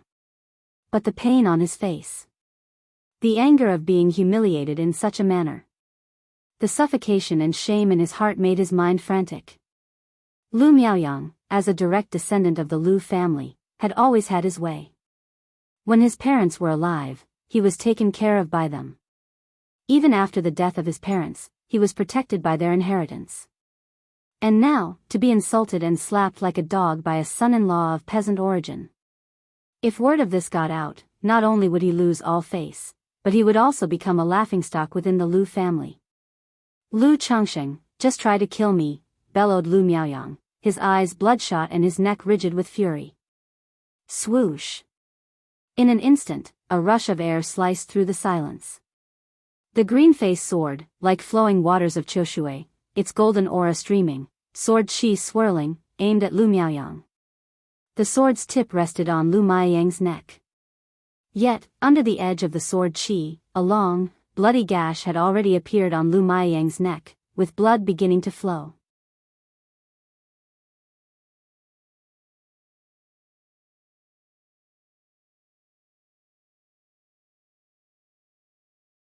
Chapter 164, Let's see if my flying sword is sharp. Reset, _1, if you have the guts to say that again, they'll grant your wish and let you test the sharpness of my flying sword. Lu Changsheng's expression was cold as he spoke to Lu Miaoyang. Changsheng, my lad. Changsheng, my lad. Don't do this. The steward, seeing this scene and the green-faced sword hanging in front of Lu Miaoyang, its blade flickering unpredictably, cried out in panic to Lu Changsheng. Lu Changsheng remained silent, only watching Lu Miaoyang with an expression of icy indifference. At that moment, Lu Miaoyang didn't dare to speak either. He could clearly feel the flying sword hanging at his neck. He could feel the chilling sword chi, causing a piercing pain at his throat. With just a thought from Lu Changsheng's mental spirit, this flying sword would pierce through his neck in an instant, taking his life. Moreover, Lu Changsheng's imposing manner gave him a feeling. If he yelled again, the other party might really dare to kill him, would actually kill him. Although he felt extremely stifled, humiliated, and furious inside, the current shadow of death still made him instinctively want to back down, to feel fear. He feared that Lu Changsheng might truly strike him down with a sword. Worthless trash. Although I, Lu Changsheng, came from humble origins and entered the Lu family as a son-in-law, now, I am no longer the son-in-law of the past. Over the years, my conduct in the Lu family has been beyond reproach. You provoked trouble on your own, bullied my son, sought to take away my pet beasts, and you expect me to apologize and reconcile with you, how ludicrous. If you dare to pester further, just like this table. Seeing the other party showing signs of fear, Lu Changsheng shouted coldly. As his words fell, the green-faced sword that was hanging at Lu Miaoyang's throat let out a buzz sound, striking the stone table next to them like thunder and lightning. Instantly, the stone table was sliced open like tofu, split in two. Having said that, Lu Changsheng gave Lu Miaoyang a cold look, sheathed his green-faced sword, and strode out of the courtyard. He was on guard against Lu Miaoyang. Considering that the other party was a member of the Lu family disciples, he had already given him a chance. If the other party dared to take any action at this point, he would, as he had said, strike him down with his sword. After all, he now possessed the strength and confidence to do so. The strength and confidence to not be constrained by the rules of the Lu family. If things really got out of hand, he could take this opportunity to choose to leave the Lu family. Although leaving the Lu family right now was somewhat improper. It was neither a good time nor a good choice.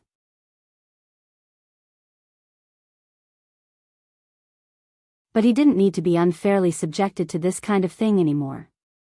Moreover, Lu Changsheng felt that sometimes, a little demonstration of power, being tough, was a good thing. Because this way, others would know your temperament, your background, and that you're not someone they can easily manipulate, making them more considerate in their actions. If he always appeared gentle, it wouldn't necessarily be a good thing in many situations. Of course, the precondition was that one needed the strength to back it up. Without real strength, all would be empty talk. Gulp. Lu Miaoyang, watching Lu Changsheng's retreating figure, wanted to say something, to do something, but ultimately he just lowered his head and couldn't help swallowing nervously. The stabbing pain in his throat had frightened him. He truly feared that Lu Changsheng might cut him down with a sword. And the steward, seeing this scene and Lu Changsheng's departure, also couldn't help but breathe a sigh of relief. He quickly helped Lu Miaoyang up and asked, "Young Master Yang, are you all right? Do I look all right to you?" You actually dared to stop me just now. Lu Miaoyang roared in fury. Young Master Yang, this Lu Changxing is now valued by our family. Why must you offend him? The steward said with a sigh, seeing his young master's state. He had practically watched Lu Miaoyang grow up and truly did not wish for Lu Miaoyang to continue like this. Everything is still okay within the Lu family, for they always remember the kindness of his parents who fought and died for the family. But once away from the Lu family, it's easy to suffer losses, great losses. You still want to lecture me, to teach me how to do things.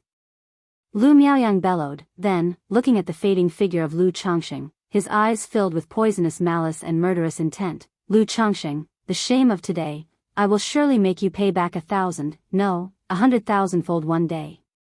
For him, the humiliation of this moment couldn't be washed away even with the water from the 3 rivers and 5 lakes. This vengeance, he would not rest until death. After leaving Lu Miaoyang's residence, Lu Changxing went directly to visit Lu Yuanding. After all, the man had been beaten. The act was over. Naturally, he had to tell the family head about Lu Miaoyang's actions. And to see how Lu Yuanding, the patriarch of the Lu family, would handle this matter. A quarter of an hour later, Lu Changxing arrived at Lu Yuanding's residence. However, Lu Yuanding was not there, he was busy. After waiting for about the time it took to finish a pot of tea, Lu Yuanding arrived. Changxing, you've come because of Miaoyang's matter, haven't you? Lu Yuanding quickly entered the hall and immediately addressed Lu Changxing upon seeing him. Yes, Patriarch, I have come to apologize to you, Lu Changxing nodded and said.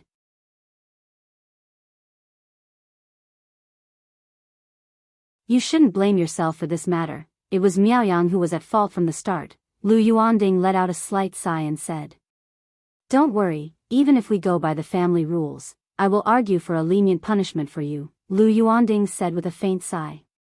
As a family head, the most difficult thing to handle was these internal family affairs. Especially when it involved people like Lu Miaoyang and Lu Changxing, who were both in somewhat special situations. One's parents had both died in battle, shedding blood for the family. The other, although part of the Lu family, had not been with the family long enough. He hadn't been fully integrated or accepted yet. So, with such an incident occurring, it was also difficult for him to handle. He hoped, if possible, to have Lu Changxing and Lu Miaoyang reconcile so that the issue could be resolved and put behind them. Patriarch, I came here to apologize because I sought Lu Miaoyang out to reconcile, but in a moment of anger, I ended up giving him a beating.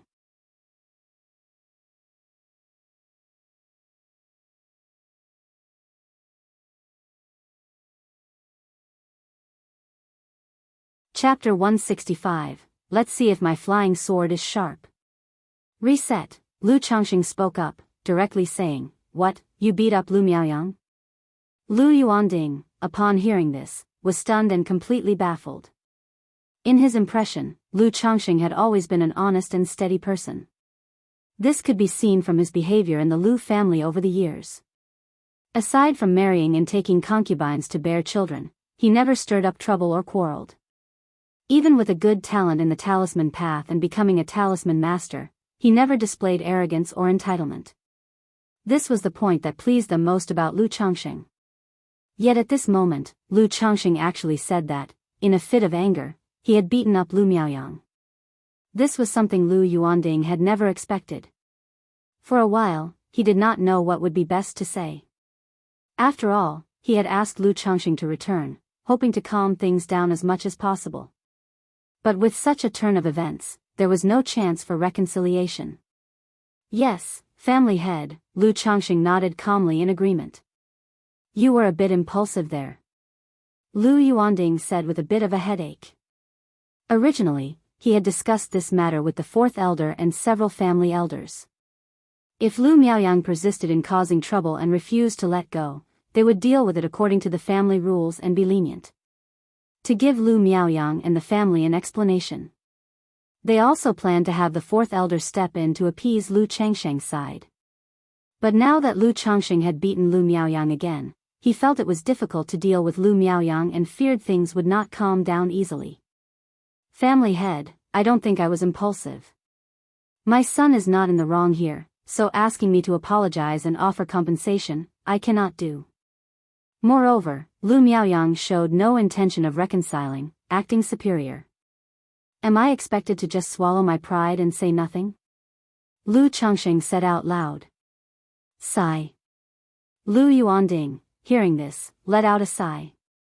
Looking at the stern-faced Lu Changxing before him, he understood that as a parent, how could anyone stay calm and composed in such a situation? He pondered for a moment before saying, Changxing, I understand how you feel. Since it has already happened, let's leave it at that. I will handle this matter according to the family rules and will not show favoritism to anyone. If you have any issues, you can talk to me directly, please don't act impulsively again. One can't accomplish anything without following rules. Now that you are a member of our Lu family, you must also act according to the rules. I hope you can understand and be aware of that. Lu Yuanding's tone softened a bit. Family head, I understand, Lu Changxing nodded.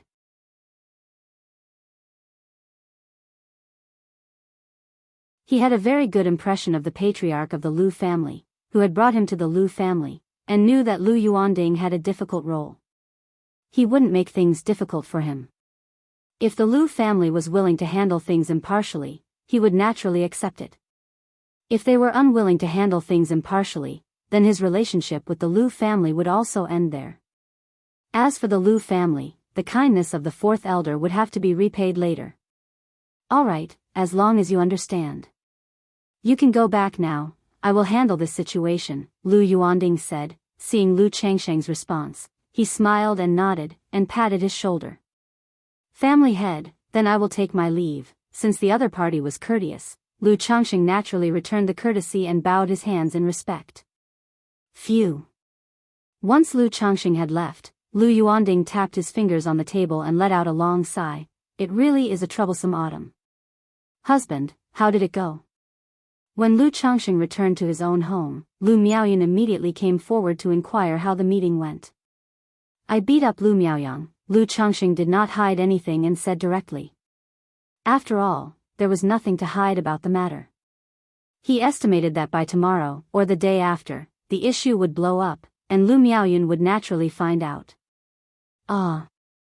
Lu Miaoyan was taken aback when she heard Lu Changsheng's words, her red lips slightly parting in surprise, finding it hard to believe. She hadn't expected that her husband, who went to reconcile with Lu Miaoyang, ended up beating him up instead. To her, and in the eyes of their wives and concubines, Lu Changxing had always been mild-mannered and easygoing. Over the years, she had never seen Lu Changxing argue or get angry with anyone. Now that he had actually beaten Lu Miaoyang, she found it inconceivable. It's done, and that's that. Miaoyang has always been difficult, and not many people like him, usually relying on the legacy of benevolence from his parents to lord over the family. Lu Miaoyan immediately spoke up indignantly, standing firmly by Lu Changsheng's side. She felt that if her husband had struck someone, it must have been because Lu Miaoyang was too overbearing. Otherwise, with her husband's disposition, how could he possibly resort to violence? Yuner, don't you think I was a bit impulsive in this matter? Lu Changxing asked, somewhat surprised by Lu Miaoyan's words. He wasn't worried about anything else regarding hitting someone, but he was concerned that it might be hard for Lu Miaoyan and the fourth elder. Husband has always been gentle and never gets upset with anyone. It surely must have been because Miaoyang went too far that you had to act, Lu Miaoyan said and then looked towards Lu Changxing. Husband, you're not hurt, are you?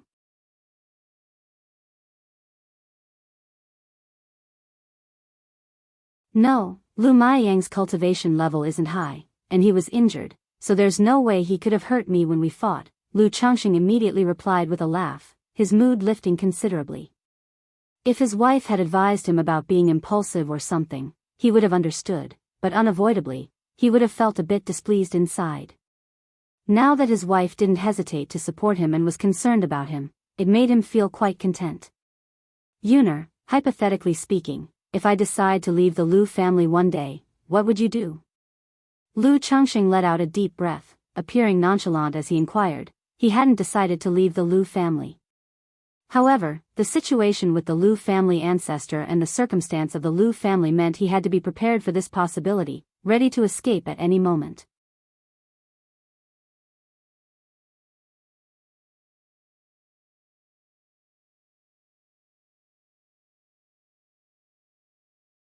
Chapter 166. Let's see if my flying sword is sharp. Reset. After all, if I were to leave the Lu family, I certainly couldn't go alone. I'd have to make arrangements for my wives, concubines, and children to be taken along. But there's an unavoidable issue when it comes to leaving the Lu family, and that's the matter of the wives and concubines. People like Chu Jinjin are naturally easy to talk to, but it would be difficult to say the same about Lu family's daughters like Lu Miaoyun, Lu Lanshu, Lu Zier, Lu Qing'er, and so on. Especially Lu Miaoyun. Originally, when the Lu family, the fourth elder, gave Lu Miaoyun to me in marriage, it was to bind me to the Lu family. Now, if I wish to leave, it would certainly put my wife in a difficult position and create a hard choice. When Lu Miaoyun heard this, she was slightly startled. She immediately assumed that Lu Changxing was feeling aggrieved because of the matter with Lu Miaoyang. Worried about the incident involving Lu Miaoyang, she said softly, "Husband, don't overthink it. Let's just tell Grandma, and it won't be a big deal. I've already spoken with the family head, and I believe the family head will have a decision." Lu Changxing said with a smile. After the fight, he didn't seek out the fourth elder but went directly to Lu Yuanding because he didn't want to put the fourth elder in a difficult position, and he didn't want to trouble someone else to clean up his mess. "Oh dear, husband, you think too much. Just go and talk to Grandma," Lu Miaoyun insisted, coyly dragging Lu Changxing to see the fourth elder. All right, let's go," Lu Changxing said helplessly, smiling as he left with Lu Miaoyun. He had a good idea of what Lu Miaoyun's attitude was. He guessed that unless it was a certain situation, Lu Miaoyun would definitely want to keep him in the Lu family as much as possible. Sigh, he sighed inwardly. He knew leaving the Lu family wasn't going to be that simple. Having been with the Lu family for so many years, what bound him was no longer just a piece of paper. There were also the many Lu family wives and concubines, and the Lu family's kindness towards him. Lu Changxing was not a heartless, selfish person. His heart clearly distinguished between gratitude and resentment. He couldn't simply leave abruptly and decisively at the moment when the Lu family was about to face a crisis. Although the Lu family, the fourth elder, was good to him because he was valuable, in any case, over the years, the Lu family had treated him well and never wronged him. In such a situation, now that the Lu family was facing an impending crisis, if he were to leave at once, he would indeed struggle with it internally. This matter isn't urgent. The affair concerning the Lu family ancestor still has many years to go.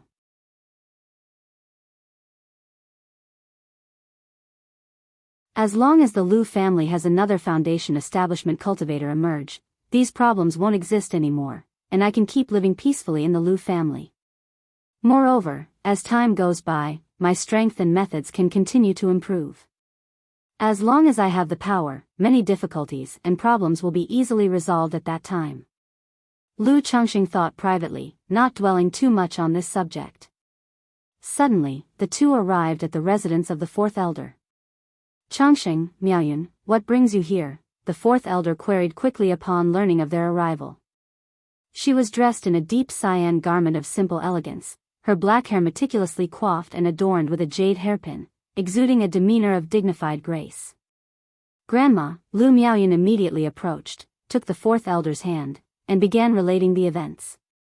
"Changxing, since the incident has already happened, you don't need to worry about this matter, nor should you dwell on it," the fourth elder said warmly after listening to Lu Miaoyun.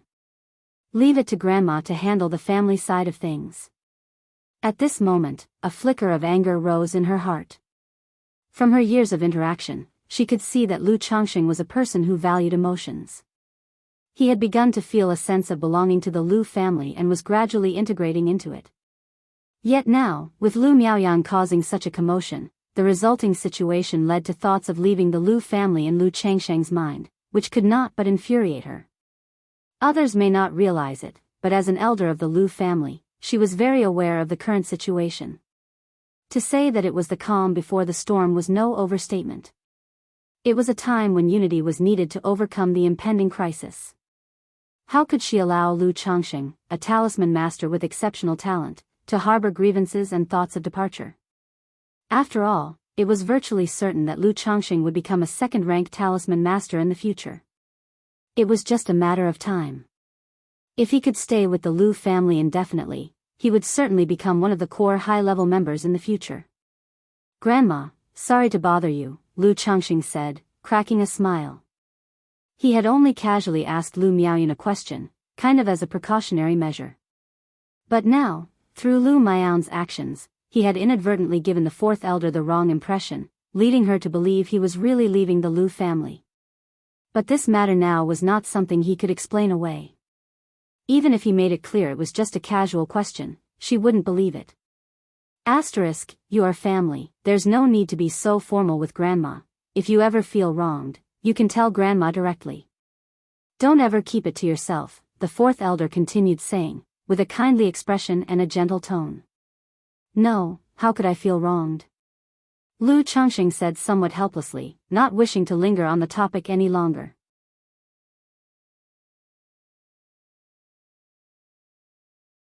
Then, as if remembering something, he spoke up, "Speaking of which, Grandma, not long ago I was on the verge of successfully crafting a superior grade talisman, but I always fell just short and I couldn't manage to successfully create one.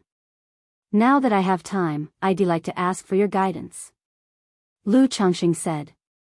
It had been nearly 2 months since he revealed himself as a middle-grade talisman master, and according to his plan, he was going to reveal himself as a superior-grade talisman master on his next return, which would be in 3 months.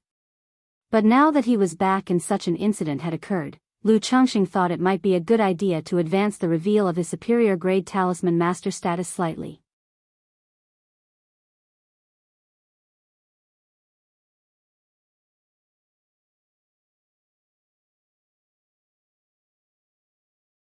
Chapter 167, Let's see if my flying sword is sharp.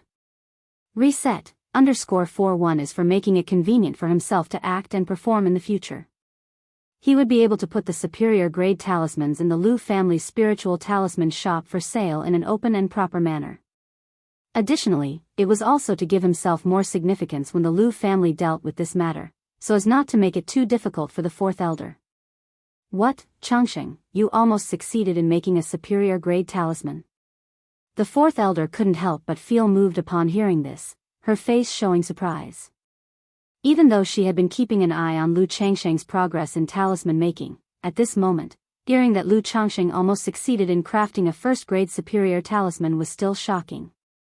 After all, in talisman making, the gap between middle-grade and superior-grade talismans can be considered a hurdle. Many people are unable to overcome this hurdle in their lifetimes. And Lu Changxing had just come into contact with superior-grade talismans 3 months ago. Now, he was only a little bit away from success, which was understandably surprising to her. Once he succeeded, Lu Changxing would truly be considered a superior-grade talisman master. The gap between middle-grade and superior-grade talismans is a hurdle. There is a distinct difference in identity status between middle-grade and superior-grade talisman masters. Middle-grade talisman masters can find a way to make a living anywhere and live comfortably. But if one becomes a superior-grade talisman master, capable of steadily crafting a type of superior-grade talisman, it is enough to join many forces using this craft. To become a distinguished guest, a guest elder. Even within the Lu family, it is the same. If Lu Changxing were to be promoted to superior-grade talisman master, his identity status within the Lu family would also take another step forward. Lu Miaoyan, standing by his side, couldn't help but look towards her husband, her beautiful eyes sparkling with light. Amazed at the talent her husband exhibited on the talisman path, she felt astonishment. She recalled that when she married Lu Changxing, he had only recently become a middle-grade talisman master. Now, less than 2 months short of 3 years later, Lu Changxing was about to become a superior-grade talisman master, and she couldn't help but feel astounded. Didn't it take Sister Miaoga over 5 years to go from middle-grade talisman master to superior-grade talisman master? Lu Miaoyan lightly bit her lip, considering a reference comparison in her mind.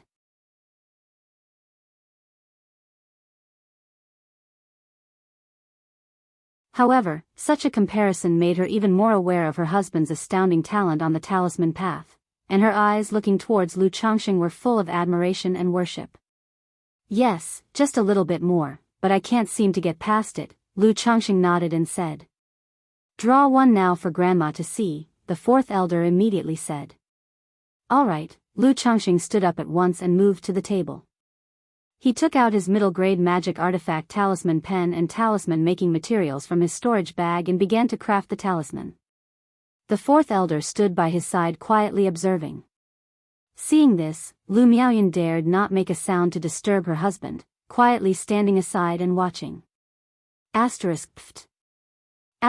Just as Lu Changxing was seriously drawing the superior-grade golden light barrier talisman with careful strokes, reaching about 80 to 90% completion, suddenly there was a disruption in his spiritual mechanism. The lines became chaotic, causing blue smoke to rise from the talisman paper. There's no problem with your tracing of the talisman lines, but your control over your spiritual power is not precise enough. At this point, and these few turning points, there are minor imperfections leading to a chain reaction, which ultimately results in the failure of the talisman. The fourth elder, having watched, immediately pointed out the problems.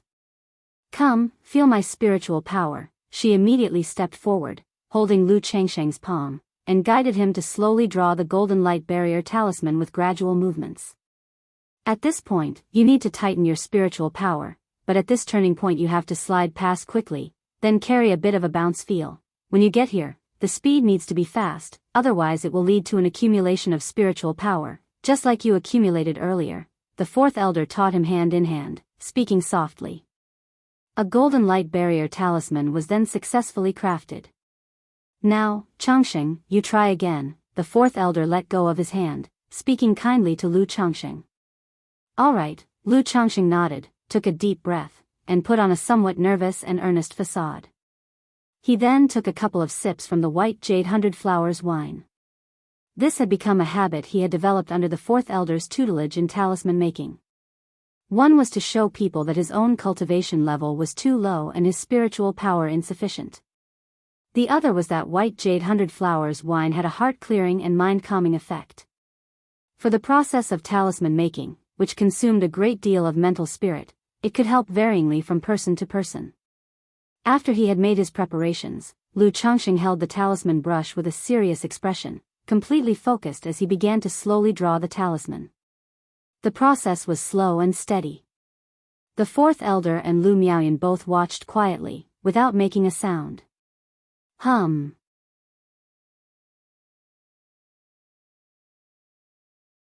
Just as Lu Changxing finished the last stroke, a golden light spread out on the paper, a buzzing sound occurred, then the golden light converged and the talisman solidified. A first-grade superior-grade talisman, the golden light barrier talisman, complete. Good. The fourth elder, upon seeing the talisman complete, was extremely surprised and joyfully praised it repeatedly. Congratulations, husband. Lu Miaoyan, witnessing this scene, was also full of joy, her beautiful eyes shimmering with delight. Phew. Lu Changxing, also somewhat exhausted, exhaled deeply, a surprised and happy smile appearing on his face as he turned to the fourth elder and said, all thanks to Grandma's teaching and guidance. Changxing, you don't need to be modest. In drawing superior-grade talismans, you're only one step away from success, the fourth elder said with gratification and joy. Then, picking up the talisman and gently touching it, she voiced, Changxing, you were still not precise enough with the spiritual power in these several parts, leading to a somewhat weak spiritual mechanism afterward. However, now that you have entered the door, Grandma believes that as long as you familiarize and practice more, you will be able to fully master it. The fourth elder continued pointing out places where problems lay. Yes, Grandma, Lu Changxing nodded.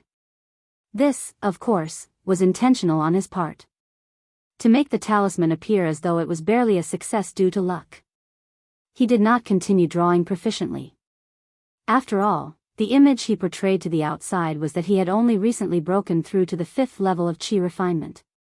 Creating 2 superior-grade talismans was about enough. At this moment, the housekeeper, Granny Zijou, arrived in the hall with Lu Bo, Changxing, the family head wants you to come with me to the family ancestral hall, Lu Bo hurriedly said upon seeing Lu Changxing.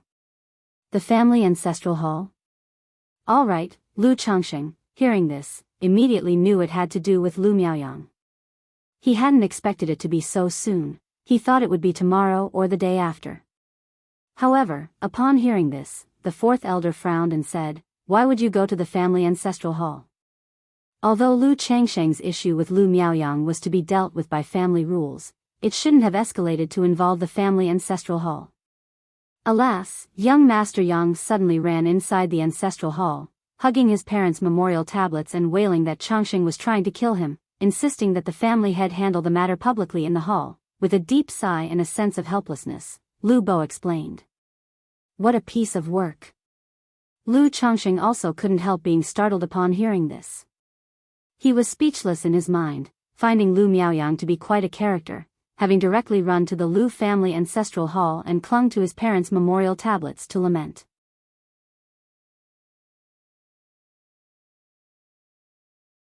No wonder Lu Miaoyang was usually so arrogant in the Lu family. With such a move, who could stand against him? Let's go, Changxing. Grandma will accompany you there. The fourth elder, at this moment, was also rather speechless, unsure how to comment on Lu Miaoyang's actions.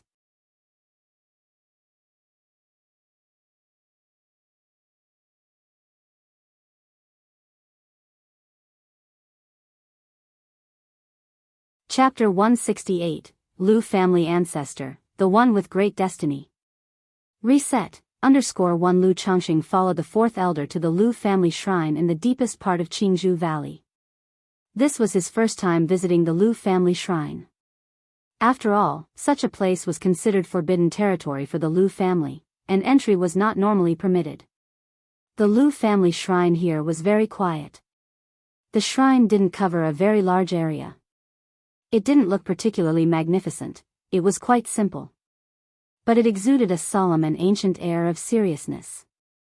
Upon entering the main gate of the shrine, Lu Changxing saw ancient trees reaching for the sky, and luxuriant jade-green bamboo. In the midst of solemn solemnity, there was a simple and profound feeling of tranquility. But now, the air of solemnity was shattered by wailing cries. Woo woo woo, Dad, Mom. You left and now it's just me, Yanger, alone, letting an outsider bully me. Lu Changxing immediately recognized that this voice belonged to Lu Miaoyang. For a moment, he couldn't associate this aggrieved voice with the arrogant demeanor of Lu Miaoyang he had seen before. That Lu Miaoyang, he's not brainless at all, he's completely fearless because he has something to rely on, Lu Changxing couldn't help but lament in his heart. Before, he thought Lu Miaoyang was a brainless, pampered young master. But judging from this performance, he felt Lu Miaoyang had the confidence, certain that the Lu family would be biased in his favor. How dare such clamor disrupt the land of our ancestors, it's utterly disgraceful. The fourth elder also heard the sound and showed anger on his face. Then, fearing that Lu Changxing would worry and overthink, he reassured, "It's nothing, Changxing." He led Lu Changxing into the Lu family shrine. Inside the shrine, they saw Lu Miaoyang, whose face was swollen and bruised like a pig's head, his body wrapped in bandages, and a clear bloodstain on his neck. He looked utterly miserable, clutching a spiritual tablet to his chest and crying loudly. The sight was enough to sadden the observer and bring tears to the listener. He was completely unlike the person Lu Changxing had first met. Miaoyang, rest assured, such matters will be handled in accordance with the family rules, and we will be fair to everyone. Yes, let's talk this out, stop crying. Everyone is here, what does it look like, making such a fuss? A few of the Lu family elders were comforting and persuading him by the side. All right, Lu Miaoyang, Lu Changxing is here now. I shall administer justice in front of your parents' memorial tablet. At this moment, Lu Yuanding coughed twice, his expression grave and his voice steady as he spoke. Thank you, family head.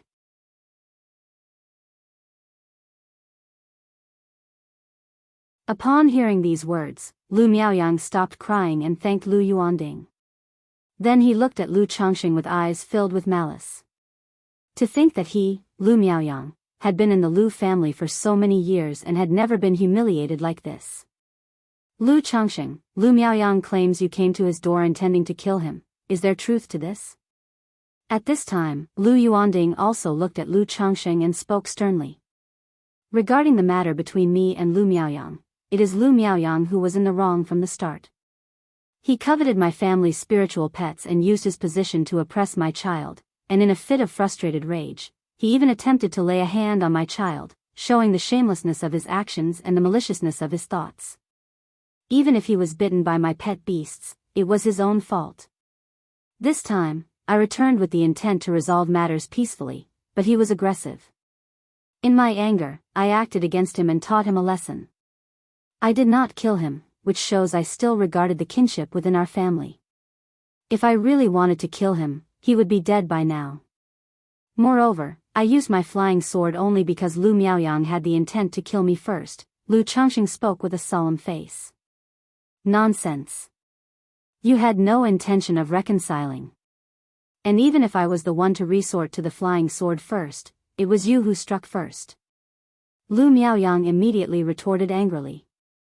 After speaking, he pointed to the marks on his face and the bloodstain on his neck and wailed, Uncle Yuanding, Grandfather Lin, Grandfather Guang, look at my face, and here, these were all caused by Lu Changxing. Dad, Mom, why did you leave Younger alone? Woo woo woo. Lu Miaoyang cried out miserably. The other Lu family elders and the fourth elder shook their heads when they saw the two men's conditions. Lu Changxing spoke of the incident with neither humility nor arrogance.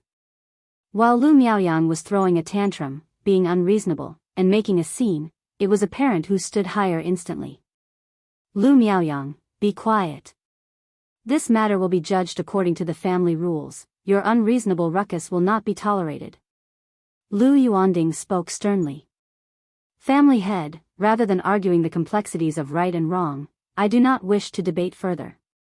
Although I am not a disciple of the Lu family, having been with the Lu family for more than 7 years, I consider myself a part of it and am willing to abide by the family's rules. Therefore, I ask the family to adjudicate this matter fairly. Lu Changxing spoke gravely.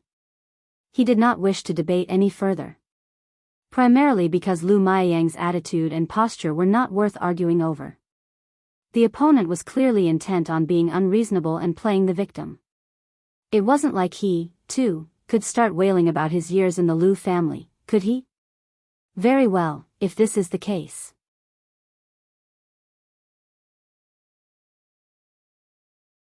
I, the family head, shall decree a judgment according to the family rules.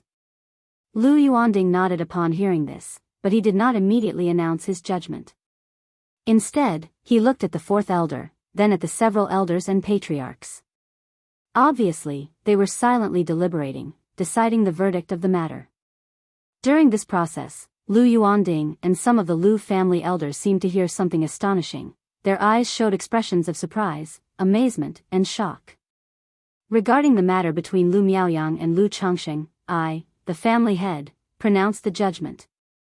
Family head Lu Yuanding spoke out with an authoritative voice. Lu family disciple Lu Miaoyang, for initiating provocation in Qingzhou Valley and fighting with Lu Changxing, resulting in a dispute, shall be penalized by losing 1 year's salary and be confined for 3 years for self-reflection. You're tuning into the Romantic Tales YouTube channel. Don't forget to subscribe and join us on this journey to catch the most captivating stories.